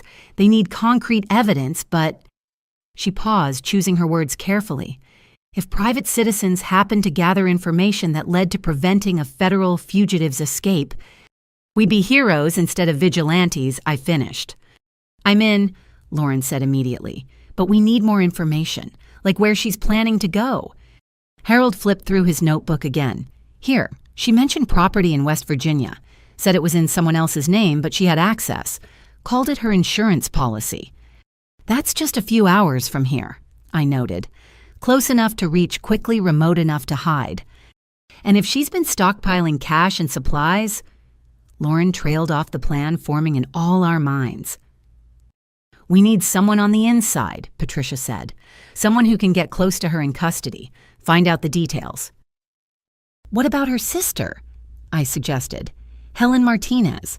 She flipped on Margaret once. Maybe she'd do it again. Helen's been in protective custody since she testified, Patricia said. But I could reach out, see if she's willing to help. My phone rang, unknown number. We all tensed. Answer it, Patricia advised, on speaker. Hello, Anne-Marie Williams. A man's voice, slight accent, professionally neutral. Yes. My name is Marco Rossini. I believe you've been looking into me. My blood ran cold. How did he know? I don't know what you mean, I managed. He chuckled. Please, your sister's inquiries weren't as discreet as she thought, but I'm not calling to threaten you. I'm calling to make a deal. What kind of deal? The kind where we both get what we want. You want Margaret contained. I want my money back.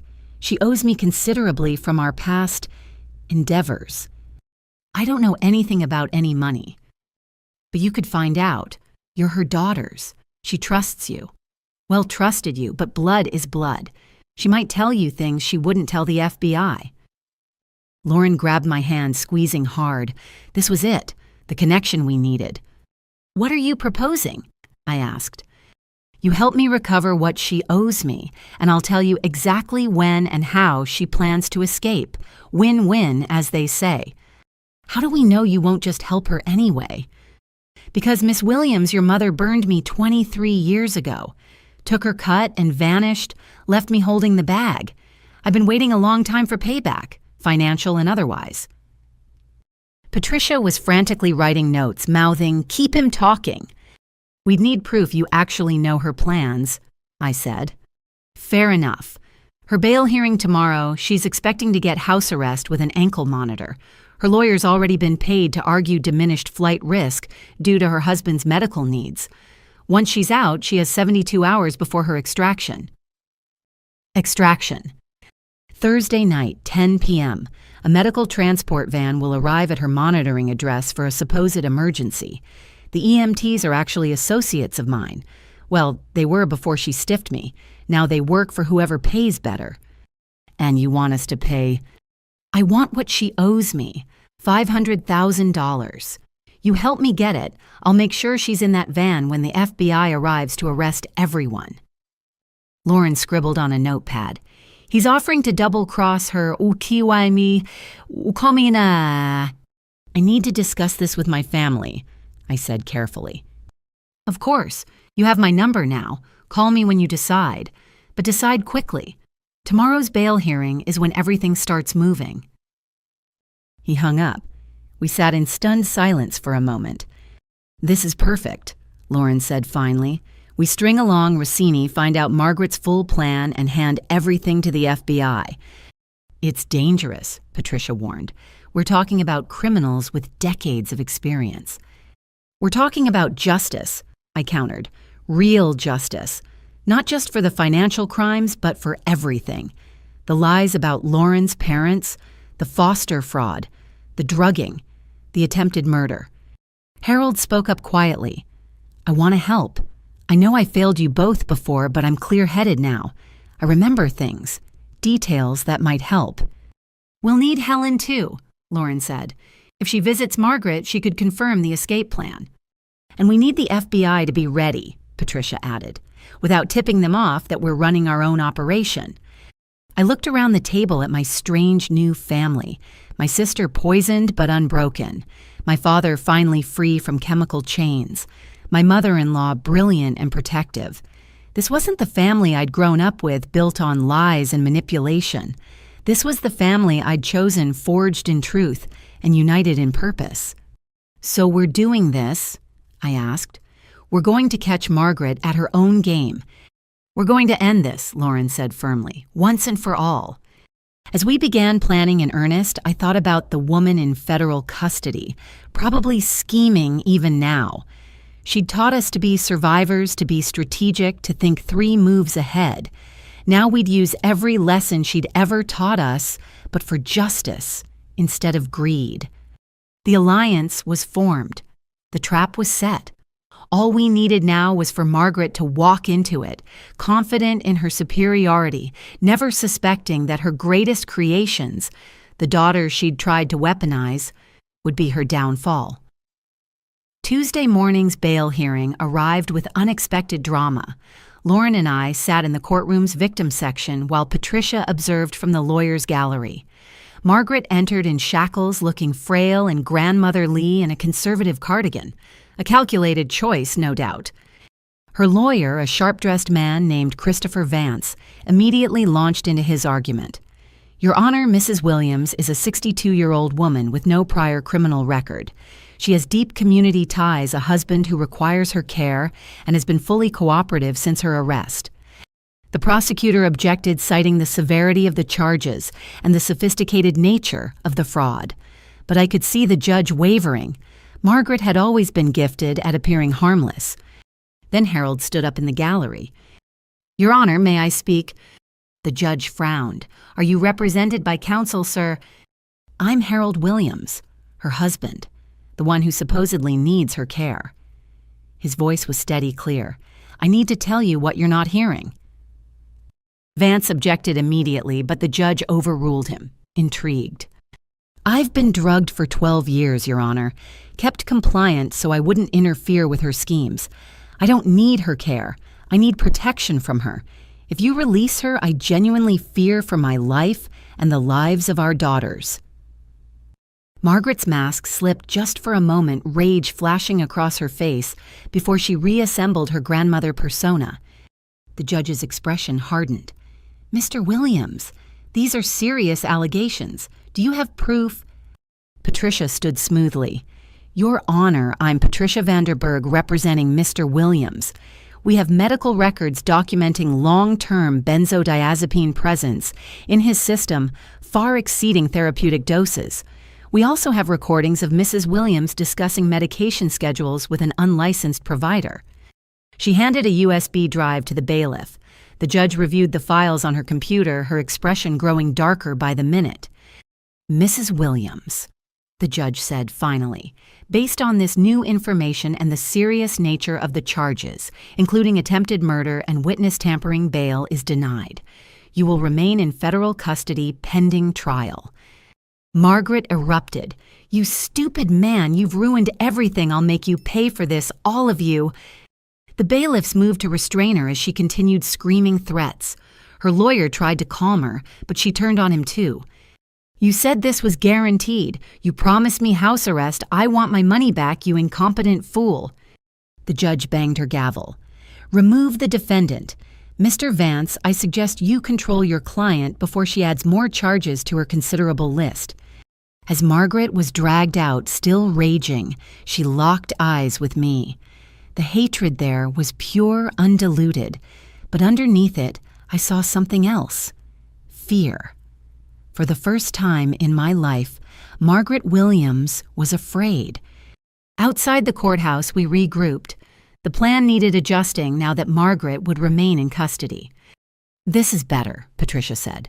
She's more desperate now, more likely to make mistakes. My phone buzzed. Rossini.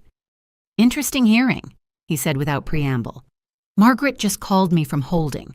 She's moved up the timeline. To when? Tonight.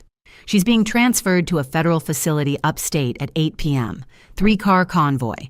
She wants my people to hit the middle car, make it look like a rival gang attack on another prisoner. That's insane. People could die. Which is why I'm calling you. I want my money, not a murder charge. You have 6 hours to find out where she's hidden the cash, or I let her plan proceed and wash my hands of it. 6 hours? That's impossible. Then you'd better work fast. She mentioned something about her insurance policy. Said only her real daughter would understand where to find it. Mean anything to you? I looked at Lauren, who'd gone pale. Maybe. We'll call you back. 4 hours now, clock's ticking. He hung up. Lauren was already pulling out her phone, scrolling through old photos. Insurance policy, real daughter. She said that to me once, years ago. She found what she was looking for. Here, my sweet 16 party. She gave me this weird gift, an antique music box. Said it was my insurance policy if anything ever happened to her. Where is it now? Storage unit. She made me put a bunch of stuff there when I started at Columbia. Said the apartment was too small. Lauren's eyes widened. Oh my God, she's been planning this for years. We raced to the storage facility in Queens Patricia, calling her FBI contacts, while Harold worked on remembering more details. The unit was registered under Lauren's name, paid up for 5 years in advance. Inside, stacked floor to ceiling, were boxes of Lauren's childhood belongings. It would take days to search everything. The music box, Lauren said, pushing through boxes. It's here somewhere. We searched frantically, aware of every passing minute. Finally, Harold spotted it on a high shelf. An ornate wooden box, Swiss-made, playing a tinny version of Frère Jacques when opened. But the music box itself was empty. There's got to be more, I said, examining it carefully. The base felt too heavy for the size. Lauren grabbed it from me, frustration overtaking caution. She twisted the key mechanism hard. Something clicked. The false bottom popped open. Inside lay a single key and a business card for a private vault company in Manhattan. This is it, Patricia breathed. This is where the money is. But the vault company required 2 forms of ID and a passcode for access. We had the key, but nothing else. Think, I urged Lauren. What would she use as a passcode? Her birthday. My birthday. We tried calling the vault company, but they wouldn't even confirm an account existed without proper authorization. We need Helen, Harold said suddenly. She might know. Margaret would have needed someone else who could access it in an emergency. Patricia made the call. Within an hour, Helen Martinez arrived with her FBI protection detail. She looked terrified but determined. I want immunity, she said immediately. Full immunity for anything I might have known about. That depends on what you tell us, Patricia negotiated. Helen pulled out a worn notebook. Margaret made me memorize things, account numbers, passwords, in case something happened to her. The vault passcode is Diana's death date, 10/27/01. You knew about the vault, Lauren accused. I knew she had contingencies, not what was in them. Helen looked genuinely remorseful. I thought it was just money she'd saved. I didn't know about everything else. We had 2 hours left. The FBI agents Patricia contacted met us at the vault company. With the key, Lauren's ID, and the passcode, we gained access. The vault contained $5 million in cash sorted into neat bundles. But that wasn't all. There were also forged passports for Margaret under different names, plane tickets to various non-extradition countries, and detailed plans for establishing new identities. Most damning was a journal. Margaret's handwriting documenting every crime over 25 years, the Foster fraud, the trust theft, even notes about Diana's car accident with the chilling annotation, "Problem solved, Elle's inheritance secured." She documented everything, the lead FBI agent said in amazement. This is a prosecutor's dream. I called Rossini. We found it, all of it. $5 million in cash plus evidence that will bury her. Excellent, Nice try, you'll get your cut when Margaret is in custody and can't hurt anyone else. He laughed. You learn fast. Fine. Here's what you need to know. Transport leaves at 8 from the federal holding facility on Varick Street. 3 black SUVs. She'll be in the middle one with 2 guards. My people will hit them at the intersection of Houston and Broadway. Lots of confusion, easy to extract her in the chaos. And if we alert the FBI, then you'd better make sure they're ready. Margaret has friends inside. Someone will tip her off if you're not careful. Patricia was already coordinating with the FBI task force. They couldn't simply cancel the transport. That would alert Margaret's inside contacts. Instead, they'd swap the prisoners last minute, putting an undercover agent in Margaret's place. 7:45 p.m. We waited in an FBI surveillance van 3 blocks from the intersection. Lauren gripped my hand as we watched the monitors showing various angles of the transport route. 2 minutes out, an agent reported. The 3 SUVs moved in formation through evening traffic. Everything looked normal. Then, at exactly 8:03 it happened. 2 vans screeched to a halt, blocking the convoy. Smoke grenades deployed, creating instant chaos. Figures in tactical gear swarmed the middle SUV. But the FBI was ready. Undercover units emerged from seemingly empty storefronts. A helicopter spotlight illuminated the scene. In seconds, the would-be rescuers found themselves surrounded. Federal agents, drop your weapons. The tactical team tried to retreat but found their escape routes blocked. One by one, they surrendered. The middle SUV door opened, revealing not Margaret, but an FBI agent in a blonde wig. "Where is she?" one of the captured men shouted. "Where's Williams?" Margaret was actually in an armored transport 30 miles away, heading to maximum security federal prison. No minimum security, no possibility of bail, no escape. My phone rang, Rossini again. "Well played," he said, sounding amused rather than angry. "I assume my payment is forfeit." "The FBI has questions for you," I said. "I'm sure they do. Unfortunately, I'm already in international waters. But tell Margaret something for me. We're even now. 23 years of interest collected." The line went dead. The FBI would search for him, but something told me Marco Rossini would never be found. In the surveillance van, we watched the arrest scene unfold. 14 people in custody, a major conspiracy exposed, Margaret's last hope of escape crushed. "It's over," Lauren breathed. "It's really over." "The criminal part," Patricia corrected. "Now comes the trial. She'll fight every charge." "Let her," I said, thinking of the journal documenting her crimes. "We have the truth now, all of it." Harold pulled both of us into an embrace. "I'm proud of you both. You did what I never could. You stood up to her." As the FBI processed the scene, I thought about the journey from that champagne-soaked wedding toast to this moment. The family Margaret had built on lies was gone, but in its place stood something stronger: truth, justice, and most importantly, chosen bonds that no amount of manipulation could break. The sting was complete.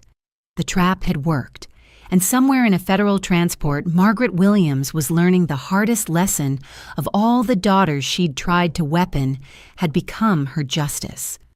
The federal courthouse in Lower Manhattan buzzed with activity as Margaret's trial date approached. 3 months had passed since the failed escape attempt, and the full scope of her crimes was still being uncovered. Lauren and I sat in Patricia's office reviewing the latest revelations from the FBI's investigation. They found 12 more victims, Patricia said, sliding a folder across her desk. Foster children Margaret had contact with through various agencies over the years. Small-scale frauds, but it establishes a pattern going back 30 years. 30 years of stealing from children, Lauren said quietly. How did no one notice? She was careful, never took enough to trigger investigations, moved frequently, changed agencies, always had explanations. Patricia pulled out another document. But this is what I wanted you to see. Harold's medical records from a doctor in Philadelphia, from 15 years ago. I read the file, my stomach turning. She had him committed for 2 weeks. Right after he tried to report the Foster fraud, had him declared temporarily incompetent, claiming paranoid delusions. When he got out, she started the medication regimen. Harold had moved in with Daniel and me after the arrest, slowly rebuilding his life free from Margaret's control. The man who emerged from the chemical fog was intelligent, kind, and filled with regret for the years he'd lost. My phone buzzed. A text from an unknown number. Your birth mother is beautiful. Would be a shame if something happened to her. My blood ran cold. I showed Patricia immediately. Margaret, Lauren asked, reading over my shoulder. Patricia was already calling the FBI. She's not supposed to have phone access. This is witness intimidation. Within an hour, we learned the truth. Margaret had been caught with a contraband cell phone smuggled in by a corrupted guard, but the damage was done. She knew about Susan. Somehow she'd found out I'd been in contact with my birth mother. We need to warn Susan, I said urgently. Already on it, Patricia assured me. The FBI will provide protection. But I needed to do more than warn her. I needed to see her. After 25 years, I needed to meet the woman who'd never stopped looking for me. The meeting was arranged for the next day at a secure FBI facility. I stood outside the conference room, Lauren beside me for support, my heart pounding. You can do this, Lauren whispered. She's waited 25 years. She loves you already. The door opened. Susan Hartwell stood there, and it was like looking in a mirror aged 20 years forward. Same eyes, same nose, same nervous habit of tucking hair behind our ears. Annie, she breathed, and then we were hugging both, crying 25 years of separation dissolving in an instant. We talked for hours about her teenage pregnancy, the pressure from her parents, the letters she'd written faithfully, her career in pediatric surgery inspired by the baby she couldn't save from the foster system. I hired so many investigators, she said, holding my hands like she might never let go. But Margaret was clever. False addresses, different schools. By the time I found each breadcrumb, you'd moved on. She told me you were dead, that my birth parents died in a fire. Susan's face darkened. I know. The investigator I hired last year found the false death certificates she created. That woman is evil Annie. Pure evil. Not pure evil, I said, surprising myself. Just broken, greedy, willing to destroy lives for money. But she taught me something valuable. What's that? How not to be. Every cruel thing she did, every manipulation, every theft. It showed me exactly the person I never wanted to become. Susan smiled through her tears. You became successful despite her. A business owner, and from what the FBI told me, incredibly brave. I had help. I glanced at Lauren. My sister. My real sister, not the enemy Margaret tried to create. The FBI agent knocked, reminding us about time constraints. But before we parted, Susan pulled out a small box. I bought this the day you were born. Kept it all these years, hoping—" She opened it to reveal a delicate gold necklace with a tiny pendant. It's a Celtic knot, supposed to represent eternal bonds that can't be broken. As she fastened it around my neck, I thought about bonds. The false ones Margaret had created, the real ones forged in crisis with Lauren, the eternal one with a mother who never gave up. That evening, Harold called a family meeting.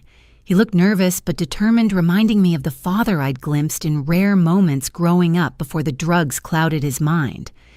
"I've been remembering more things," he said. "About Diana's accident, about that night." We all leaned forward. The car accident that killed Lauren's parents remained the one piece of the puzzle that felt incomplete. Margaret got a phone call around 10 p.m. I was in my study, but I heard her side. She kept saying, "Are you sure?" and "Make it look real." Then she said something that haunts me now, both of them. It has to be both, or she inherits everything. "You think she ordered the hit?" Lauren's voice was barely a whisper. "I don't know, maybe, or maybe she just knew it was happening. But she wasn't surprised when the police came. She had Lauren's documents ready, knew exactly what to say to get custody immediately." "We need to tell the FBI," Patricia said immediately. But Harold wasn't done. "There's more. I found something in the attic last week, hidden in the insulation." He pulled out a water-stained envelope. "I think Margaret forgot about it during all the chaos." Inside was a single photograph, Margaret with a man I didn't recognize standing in front of a car, the same make and model that had killed Diana and Robert Chen. Written on the back, "M and Tommy, October 25th, 2001. 2 days before the accident." "Who's Tommy?" Lauren asked, though I think we all suspected. Patricia was already typing on her laptop. "Thomas Brennan, arrested for vehicular manslaughter in 2003, currently serving life for a different murder in 2010. She looked up. He was known for making accidents happen, for the right price. The room fell silent as we processed this. Margaret hadn't just stolen from Lauren. She might have murdered her parents. "We take this to the FBI tonight," Patricia decided. "This could change everything. Add murder charges to the fraud case." As we prepared to leave, my phone rang. The Federal Detention Center. "This call is from an inmate at—" I almost hung up, but something made me accept. "Enjoying your reunion." Margaret's voice was calm, too calm. "How's dear Susan still saving sick children, still pining for the baby she threw away?" "She didn't throw me away. You stole me, just like you stole everything else." "I made you strong. Everything you are is because of me.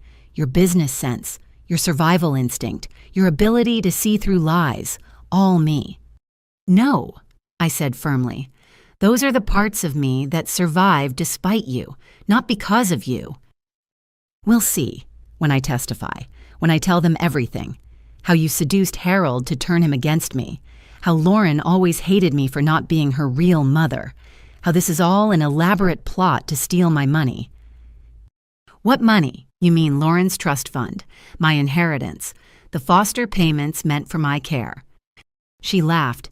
"You always were too smart for your own good. But intelligence without wisdom is dangerous, Annie.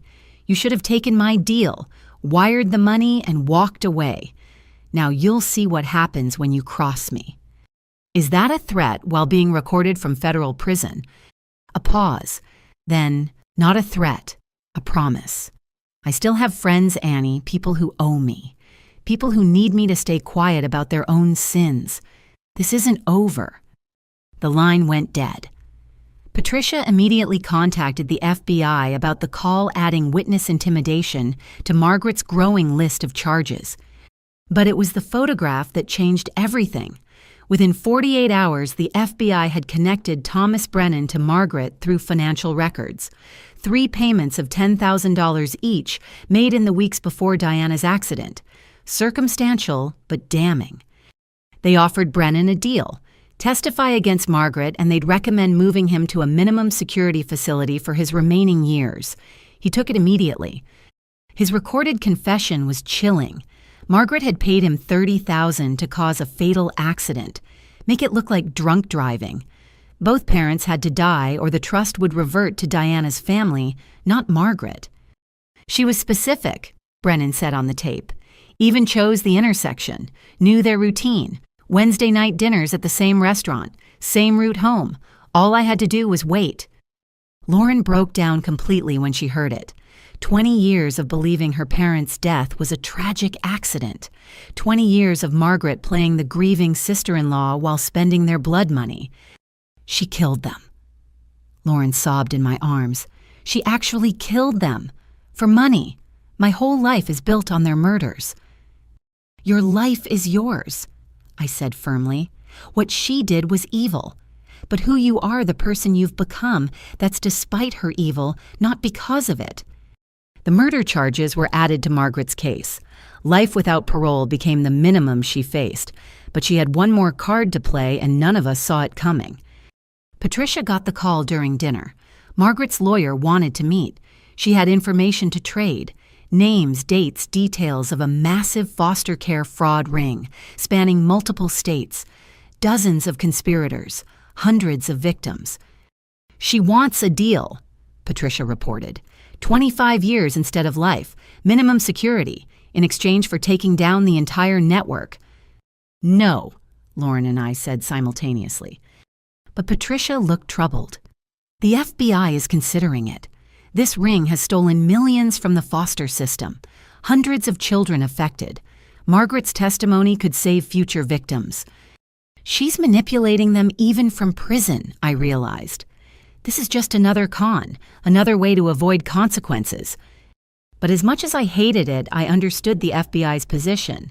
Stop one criminal or stop dozens, justice for us, or justice for hundreds. The decision would come down to the prosecutor, and ultimately to us, the victims who'd have to live with whatever choice was made. As we left the restaurant that night, I found myself thinking about the woman in federal detention, still pulling strings, still playing games. She'd murdered Lauren's parents, stolen my childhood, drugged Harold, attempted to kill us all. But she was also the only mother I'd ever known for 25 years. The woman who'd taught me to tie my shoes and ride a bike, even if she'd done it for monthly checks. The complexity of that truth sat heavy on my chest. Whatever happens, Lauren said, linking her arm through mine, we face it together. Together. I agreed, touching the Celtic knot at my throat, thinking of Susan, of Harold, of Patricia, of Daniel waiting at home, of the real family built from the ashes of Margaret's lies. The trap had sprung. The prey was caught. Now came the hardest part, deciding what justice really meant when the criminal was also the only mother you'd ever known, and her cooperation could save hundreds of children from the same fate we'd suffered. The federal courthouse was packed for Margaret's hearing. Media outlets had picked up the story. Foster mothers, decades of fraud exposed by daughters she betrayed. Lauren and I sat in the front row, Susan beside me, Harold flanking Lauren. Our strange reconstructed family united against the woman who'd torn us all apart. Margaret entered in an orange jumpsuit, shackled but somehow still projecting arrogance. She scanned the courtroom until her eyes found mine and she smiled. That cold, calculating smile I'd seen 1,000 times growing up. The prosecutor, ADA Jennifer Martinez, stood to address the judge. Your Honor, we're here because the defendant claims to have information about a multi-state foster fraud conspiracy. She's offered to cooperate in exchange for a reduced sentence. And what is the government's position? Judge Catherine Chen asked. We verified portions of her claims. However, we have concerns about the defendant's credibility and continued attempts to manipulate the system, even from custody. Margaret's lawyer, Christopher Vance, objected. My client has provided names, dates, financial records. She's offering unprecedented access to a criminal network. A network she ran, Martinez countered. We're supposed to reward the architect of these crimes. Judge Chen reviewed the files before her. I'll hear from the victims before making any decision. Ms. Williams, Ms. Chen, would you like to address the court? Lauren and I had prepared for this moment, but standing before the judge, words felt inadequate. Lauren went first. Your Honor, the woman who calls herself my mother murdered my parents when I was 2. She stole my inheritance, poisoned me, and tried to frame my sister for embezzlement. But worse than all of that, she stole our ability to trust, to believe in family, to feel safe. Her voice cracked. I don't want her deal. I want her to face justice for what she's done. I stood next. Your Honor, Margaret Williams trafficked in stolen childhoods. Every foster child she defrauded, every family she destroyed, they deserve justice. But not at the cost of letting her manipulate the system one more time. She's not offering this information out of remorse. She's trading it like currency the way she's traded everything our entire lives. Then Harold surprised us all by standing. Your Honor, I was married to Margaret for 25 years. I watched her destroy our daughters while drugging me into compliance. If she knows about other criminals, it's because she trained them, taught them. Any network she's part of exists because she built it. Don't let her profit from her own evil again. Judge Chen nodded thoughtfully. Ms. Martinez, has the FBI been able to corroborate any of the defendant's information through independent sources? Some, Your Honor. We've identified several suspects based on financial records we subpoenaed. However, the defendant insists she has additional information she'll only reveal if a deal is finalized.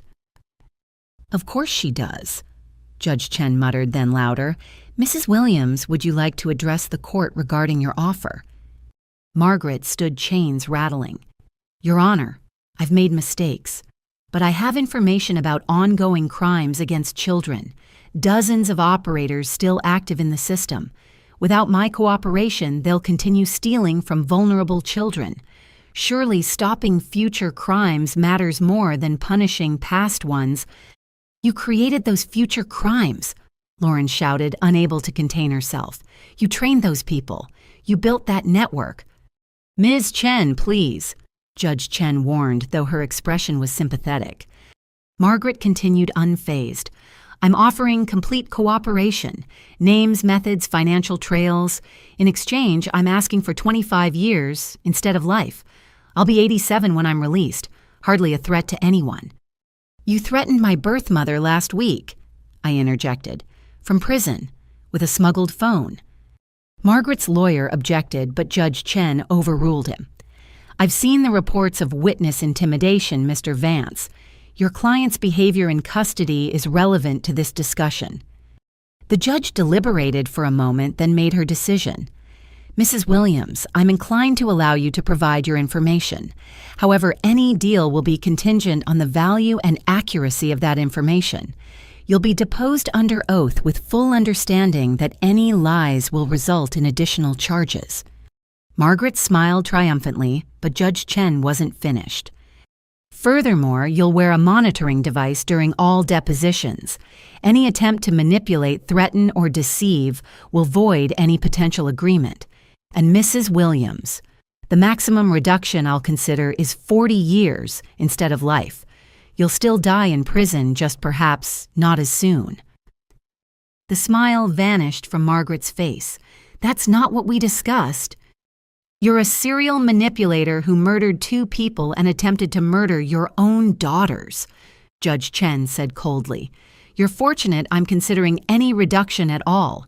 Accept these terms or face trial with life without parole on the table. Margaret huddled with her lawyer, whispering furiously. Finally, Vance stood. My client accepts the court's terms. What followed was 3 weeks of depositions. Margaret revealed a network of 15 individuals across 6 states, all involved in foster care fraud.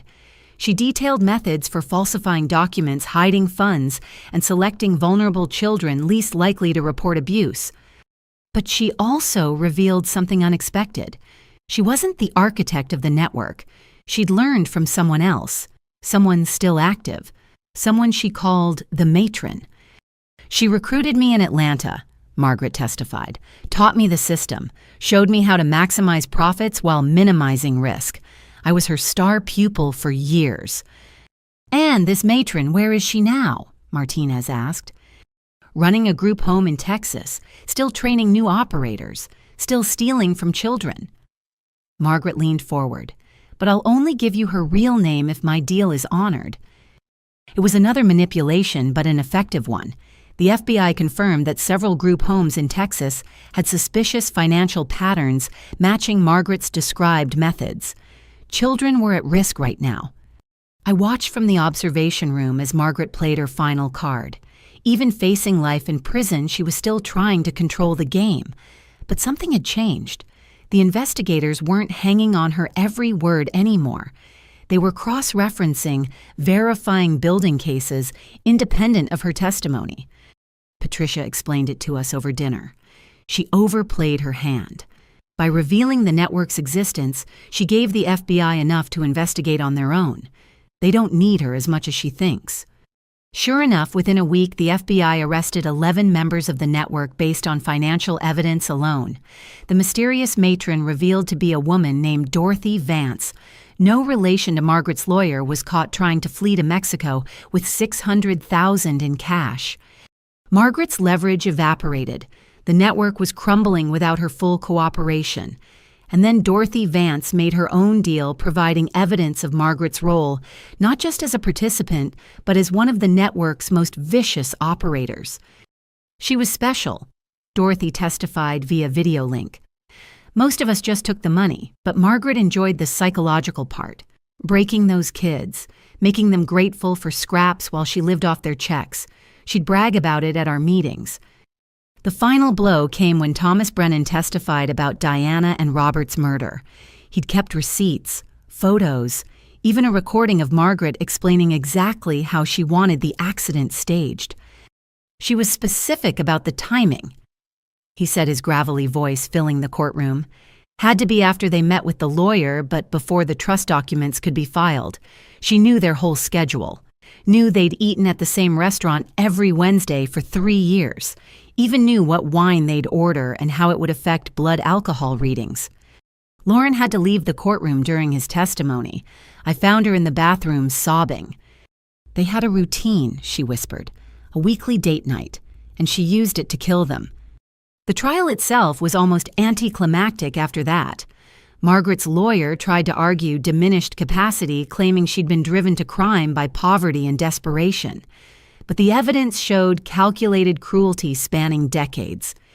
When Margaret took the stand in her own defense, she made one final attempt at manipulation. "Everything I did was for my family," she said, fake tears streaming. "I know I made mistakes, but I loved my daughters. I gave them everything." "With their own money," Martinez countered. "Money you stole from them and dozens of other children. I gave them a home-structured discipline. You gave Anne-Marie lies about her birth mother. You gave Lauren lies about her parents' death. You gave Harold drugs to keep him quiet. What part of that is love?" Margaret's mask finally shattered completely. "They were ungrateful, all of them. I deserved compensation for everything I sacrificed." "What did you sacrifice?" Martinez pressed. "My freedom, my youth. Do you know what it's like raising someone else's brat? Pretending to love a child that isn't yours. I deserved every penny." The courtroom gasped. Even her lawyer looked horrified. Margaret had finally told the truth, and it was uglier than even I had imagined. The jury deliberated for less than 2 hours. Guilty on all counts: foster fraud, trust theft, embezzlement, forgery, wire fraud, attempted murder, and first-degree murder for Diana and Robert Chen. As the bailiffs prepared to lead her away, Margaret turned to Lauren and me one last time. "You'll never be free of me," she hissed. "Every success you'll wonder if it's because of what I taught you. Every relationship you'll question if it's real. I'm in your DNA, girls. You can lock me up, but you can't lock out what I made you." "You're wrong," I said clearly. "You didn't make us. We made ourselves despite you, and we'll spend the rest of our lives proving that love is stronger than your hatred, that truth defeats lies, that chosen family means more than blood." The judge's gavel came down. Margaret Williams, I sentence you to life in federal prison without the possibility of parole. May God have mercy on your soul, because this court will not.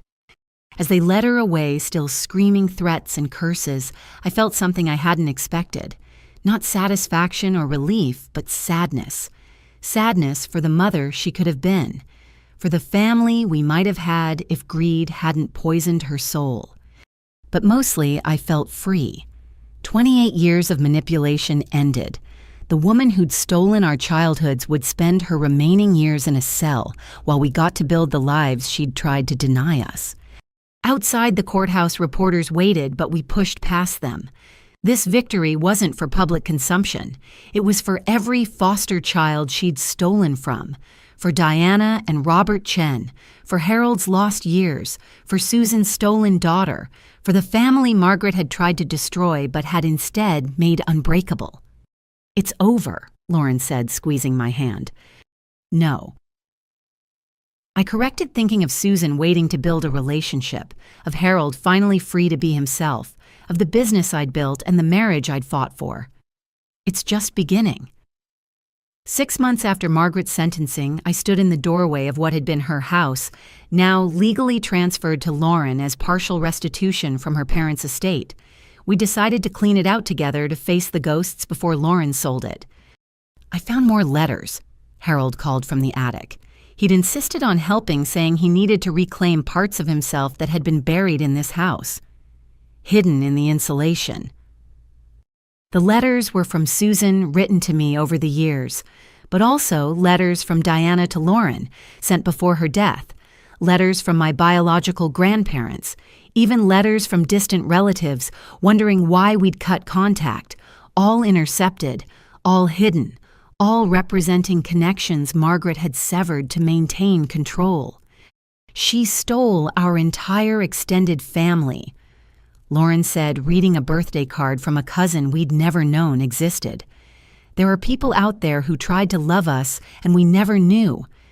Daniel arrived with boxes and cleaning supplies, followed by Patricia and, surprisingly, Susan. She'd flown in from Boston, insisting she wanted to help. You don't have to do this, I told her. Yes, I do, Susan said firmly. This house held my daughter prisoner for 25 years. I want to help free you from it. We worked systematically room by room. In Margaret's bedroom, hidden behind a false panel in her closet, we found the most damning discovery yet: journals dating back 30 years. Not evidence of crimes. The FBI had those. These were different. These were her thoughts, her plans, her true feelings about the children she'd raised. I flipped through pages, my stomach turning, entry after entry detailing her disgust at having to pretend affection, calculations of how much money she could extract, plans for psychological manipulation. One entry from my 16th birthday: A insisted on celebrating with friends. Had to play loving mother for 3 hours. The performance exhausted me, but the foster checks increase next month now that she's 16. Worth the charade. Lauren found entries about her parents. D getting suspicious about trust withdrawals. May need to accelerate timeline. T says he can make it look accidental for $30K. Small price for permanent access to L's inheritance. She planned it for months, Lauren whispered. My parents' murder was just a business decision to her. Harold discovered the drugs hidden throughout the house. Prescription bottles with various names. Enough benzodiazepines to keep someone compliant for years. The FBI took it all as evidence, but seeing the sheer volume made us understand how thoroughly she'd controlled him. In what had been my childhood room, now stripped of any personality, Susan and I sorted through boxes of school papers Margaret had saved. Not out of sentiment, we realized, but as props for her performance. Look at this, Susan said, holding up a kindergarten drawing of a family. Stick figures labeled Mommy, Daddy, Lauren, and off to the side, smaller Annie. You drew yourself apart even then, she observed sadly. I always knew I didn't quite fit, just didn't know why. Susan pulled me into a hug. You fit with me. You always have, even when we were apart. By evening, we'd filled a construction dumpster with the detritus of false life. Furniture purchased with stolen money. clothes bought to maintain appearances, photos of fake happy moments. But we also found things worth saving. Harold's father's watch hidden away when Harold started questioning things, Diana's jewelry box, which rightfully belonged to Lauren, and surprisingly, a box of my childhood drawings that seemed to have been kept not for show, but hidden away where only Margaret would see them. Why keep these, I wondered aloud. Patricia Ever the analyst had a theory. Even sociopaths have moments of, not conscience exactly, but awareness of what they're missing. She couldn't feel maternal love, but she knew it existed. These drawings might have been her, trying to understand what she couldn't feel. It was the closest to sympathy I could muster for the woman who'd raised me. As we prepared to leave for the night, planning to return tomorrow for final cleaning, my phone rang. The federal prison. "Are you cleaning out my house?" Margaret's voice was calm, too calm. "Lauren's house," I corrected. "The court awarded it to her as restitution." "Finding all my secrets are you, feeling superior." "Feeling free," I said honestly. "Free of your lies, your manipulation, your poison. You'll never be free of me. I raised you, shaped you. Every success you have." I hung up, just like that. No dramatic goodbye, no final confrontation, just an end to her voice in my life. "Who was that?" Daniel asked. "No one important," I said, meaning it. "Just noise." We returned the next day with more help. The FBI Victims Coordinator had connected us with 3 other foster children Margaret had defrauded over the years. They came to bear witness to see the house where their money had gone. One of them, Marcus, now a social worker, stood in the living room where Margaret had hosted holiday parties with stolen funds. "I wore shoes with holes while she bought Persian rugs with my foster checks," he said quietly. "Thought I was worthless. Took me 20 years to realize she was the worthless one." We invited them to take anything they wanted. Marcus chose a painting he remembered Margaret bragging about buying. Another took a china set. Small gestures of reclamation. By the end of the week, the house was empty. Lauren had decided to sell it with proceeds going to a fund for foster children aging out of the system. Turn Margaret's house of lies into something that actually helps kids, she explained. The closing happened quickly. A young family bought it, excited about the good school district and large backyard. They had 2 daughters. As we handed over the keys, the mother mentioned they were also planning to foster. "We want to give kids a real home," she said, "the kind where they know they're loved and wanted." Lauren and I exchanged glances. Perhaps the house could be redeemed after all. On the drive home, I realized something had shifted. The weight I'd carried for 28 years, the feeling of not belonging, of being insufficient, of owing something I could never repay, was gone. In its place was lightness, freedom, possibility. That evening, our strange assembled family gathered for dinner at my apartment. Susan had extended her stay, reluctant to leave after finding me. Harold had cooked, discovering a talent for it once freed from medication fog. Patricia brought wine. Daniel played host. "To real family," Lauren said, looking at me. "To all of us," I concluded. "The family we chose, the family we found, the family we're building." As we clinked glasses, my phone buzzed. Another call from federal prison. This time, I didn't even look. I simply blocked the number. Some voices don't deserve space in our lives, no matter how long they've been there. "Everything okay?" Susan asked, noticing the phone. "Everything's perfect," I said, meaning it. Absolutely perfect. Looking around the table at these people, some related by blood, some by marriage, some by choice, all by love, I saw what Margaret had never understood. Family isn't about possession or control or manipulation. It's about choosing each other again and again, especially when it's hard. The woman in federal prison thought she'd shaped us, but she'd only shown us what not to be. We'd shaped ourselves in opposition to her darkness, finding light she couldn't extinguish, no matter how hard she tried. And that more than any verdict or sentence was our true victory. 1 year after the wedding, where everything changed, Daniel and I stood in the same venue renewing our vows. This time the room was filled with genuine love instead of hidden agendas. Lauren stood as my maid of honor, radiant in a dress she'd bought with her own money from her recovered trust fund. She'd returned to Columbia determined to finish her degree without Margaret's shadow. "For my real parents," she'd said, "the ones who wanted me to succeed honestly." Susan sat in the front row, tears streaming as she watched the daughter she'd searched for finally get the wedding she deserved. Beside her, Harold looked healthier than I'd seen him in decades, clear-eyed and present. Patricia beamed from Daniel's side of the aisle, having become not just my mother-in-law, but my fiercest protector and advocate. "I never got to make a proper toast last time."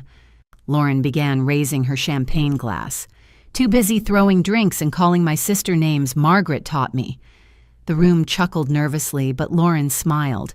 "So let me try again. To Anne-Marie and Daniel, to the woman who paid for my life while I called her selfish, who saved me from poison meant for her, who showed me what real love looks like by forgiving the unforgivable, and to the man wise enough to love her.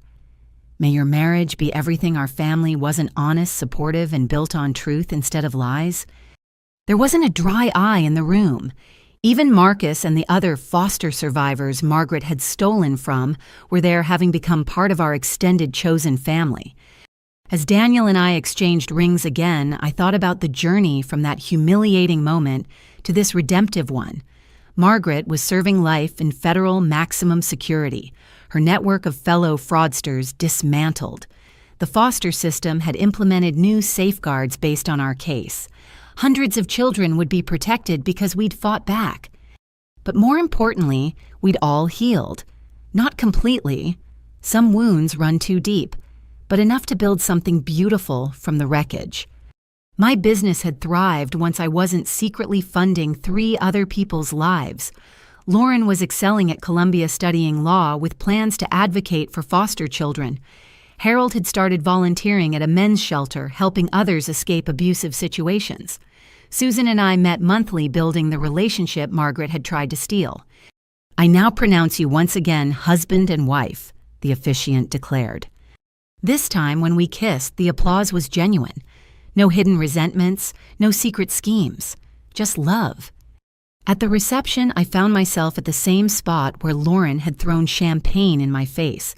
The stain had long since been cleaned, but the memory lingered. "Weird to be back here," Lauren asked, joining me. "Healing to be back here," I corrected. That moment led to all of this, to truth, to us becoming real sisters. "To Margaret finally facing justice," Lauren added. "Did you know she's tried to call me 17 times this month?" "She's called me 23 times. I've blocked every number." "Same. Harold says she writes him letters. He burns them unopened." We stood in comfortable silence, watching our chosen family celebrate. Then Lauren surprised me. "I've been thinking about forgiveness," she said quietly. "Not for Margaret. She doesn't deserve it. But for myself, for hating you all those years, for believing her lies, for that toast." "You were a victim too," I reminded her. "We both were." "I know, but I need to say it. I'm sorry, Annie, for all of it, and I'm grateful for your sacrifice, your courage, your ability to see past what she made me do to who I really am." "You're my sister," I said simply, "not because Margaret stole us both, but because we chose each other. That's stronger than any lie she ever told." Susan approached with Harold, both smiling. "We have something for you," Susan said, producing 2 small wrapped boxes.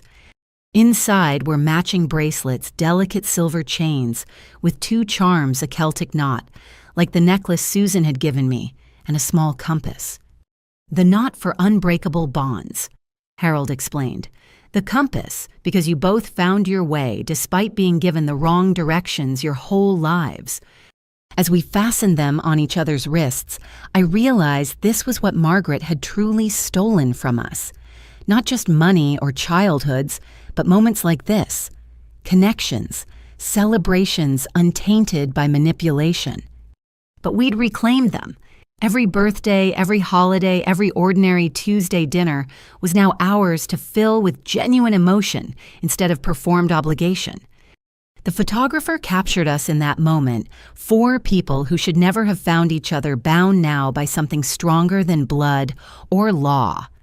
Behind us, Daniel raised his glass to Patricia, who was regaling Marcus with courtroom stories, our unconventional family proof that love could triumph over even the most calculated cruelty. Later, as the reception wound down, I found myself outside on the terrace, where a year ago I'd fled in humiliation. This time I wasn't alone. Daniel stood beside me, solid and sure. "No regrets?" he asked. "We could have eloped, avoided this place entirely." "No regrets," I confirmed. "This place needed new memories, better ones." "Like our life," he said, pulling me close. "Better memories to overlay the painful ones." Inside, I could hear laughter. Real laughter, not the performed kind I'd grown up with. Lauren was dancing with one of Daniel's cousins. Harold was teaching Susan to waltz. Patricia was holding court at a table of lawyers, all fascinated by our case. My phone buzzed. Another unknown number from the prison's area code. This time I didn't even check it. I simply turned the phone off. Some ghosts didn't deserve haunting rights. "Ready to go back in?" Daniel asked. In a moment, I said, wanting to freeze this feeling, this lightness, this freedom. A year ago, Margaret had called me a fraud in white. She'd been right in a way. I had been fraudulent, pretending we were a normal family, that love could fix theft and lies, that sacrifice would eventually be appreciated. But that fraud was necessary armor until I could find the strength to live authentically. Now I wore white again, but this time there was no fraud. Just a woman who'd survived, thrived, and learned that family isn't about who raises you or shares your DNA. It's about who shows up, who fights beside you, who helps you burn down the lies to build something true. "Okay," I said to Daniel, "let's go celebrate with our family. Our real family, the one we'd chosen, the one that chose us back." As we walked inside, I saw Margaret in my mind one last time. Not the raging woman dragged from court, but the mother who'd taught me to ride a bike, even if she'd done it for show. Despite everything she'd given me, one gift, the strength to survive her. And from that survival had come everything else. Lauren, Susan, Harold's recovery, Daniel, Patricia, this whole beautiful, messy, chosen family. "Thank you," I whispered to the ghost, then let her go. The music swelled. Lauren grabbed my hand, pulling me onto the dance floor. Susan and Harold joined us, then Daniel and Patricia, then Marcus and the others. We danced badly and laughed loudly, celebrating not just a marriage, but a resurrection. From the ashes of Margaret's deception, we'd built something she could never understand or destroy, a family based on truth, choice, and genuine love. And that was the ultimate victory. Not her imprisonment or the recovered money or even the justice served. It was this, the laughter of real family, echoing in a space that had once held only performance and pain. The fraud in white was gone. In her place stood a woman surrounded by truth, wrapped in love, finally home. The family that raises you might build you from lies, but the family you choose can rebuild you with truth. Sometimes the most painful betrayals become doorways to the most profound freedoms. When someone shows you who they really are through their actions, believe them, and then decide who you want to be in response. Real love doesn't demand payment or performance. It simply exists, freely given and freely received. The greatest revenge against those who tried to break you isn't hatred or retaliation. It's building a life so full of genuine connection that their absence becomes not a wound, but a blessing. Did this story resonate with you? Have you ever had to choose between the family you were given and the family you needed? Share your thoughts in the comments below. And if you found strength in Anne-Marie and Lauren's journey, please like this video and subscribe to our channel for more stories of triumph over betrayal. Share this with someone who needs to hear that chosen family can be stronger than blood. Thank you for joining us today, and remember, you deserve relationships built on truth, not manipulation. Until next time, keep choosing love over lies.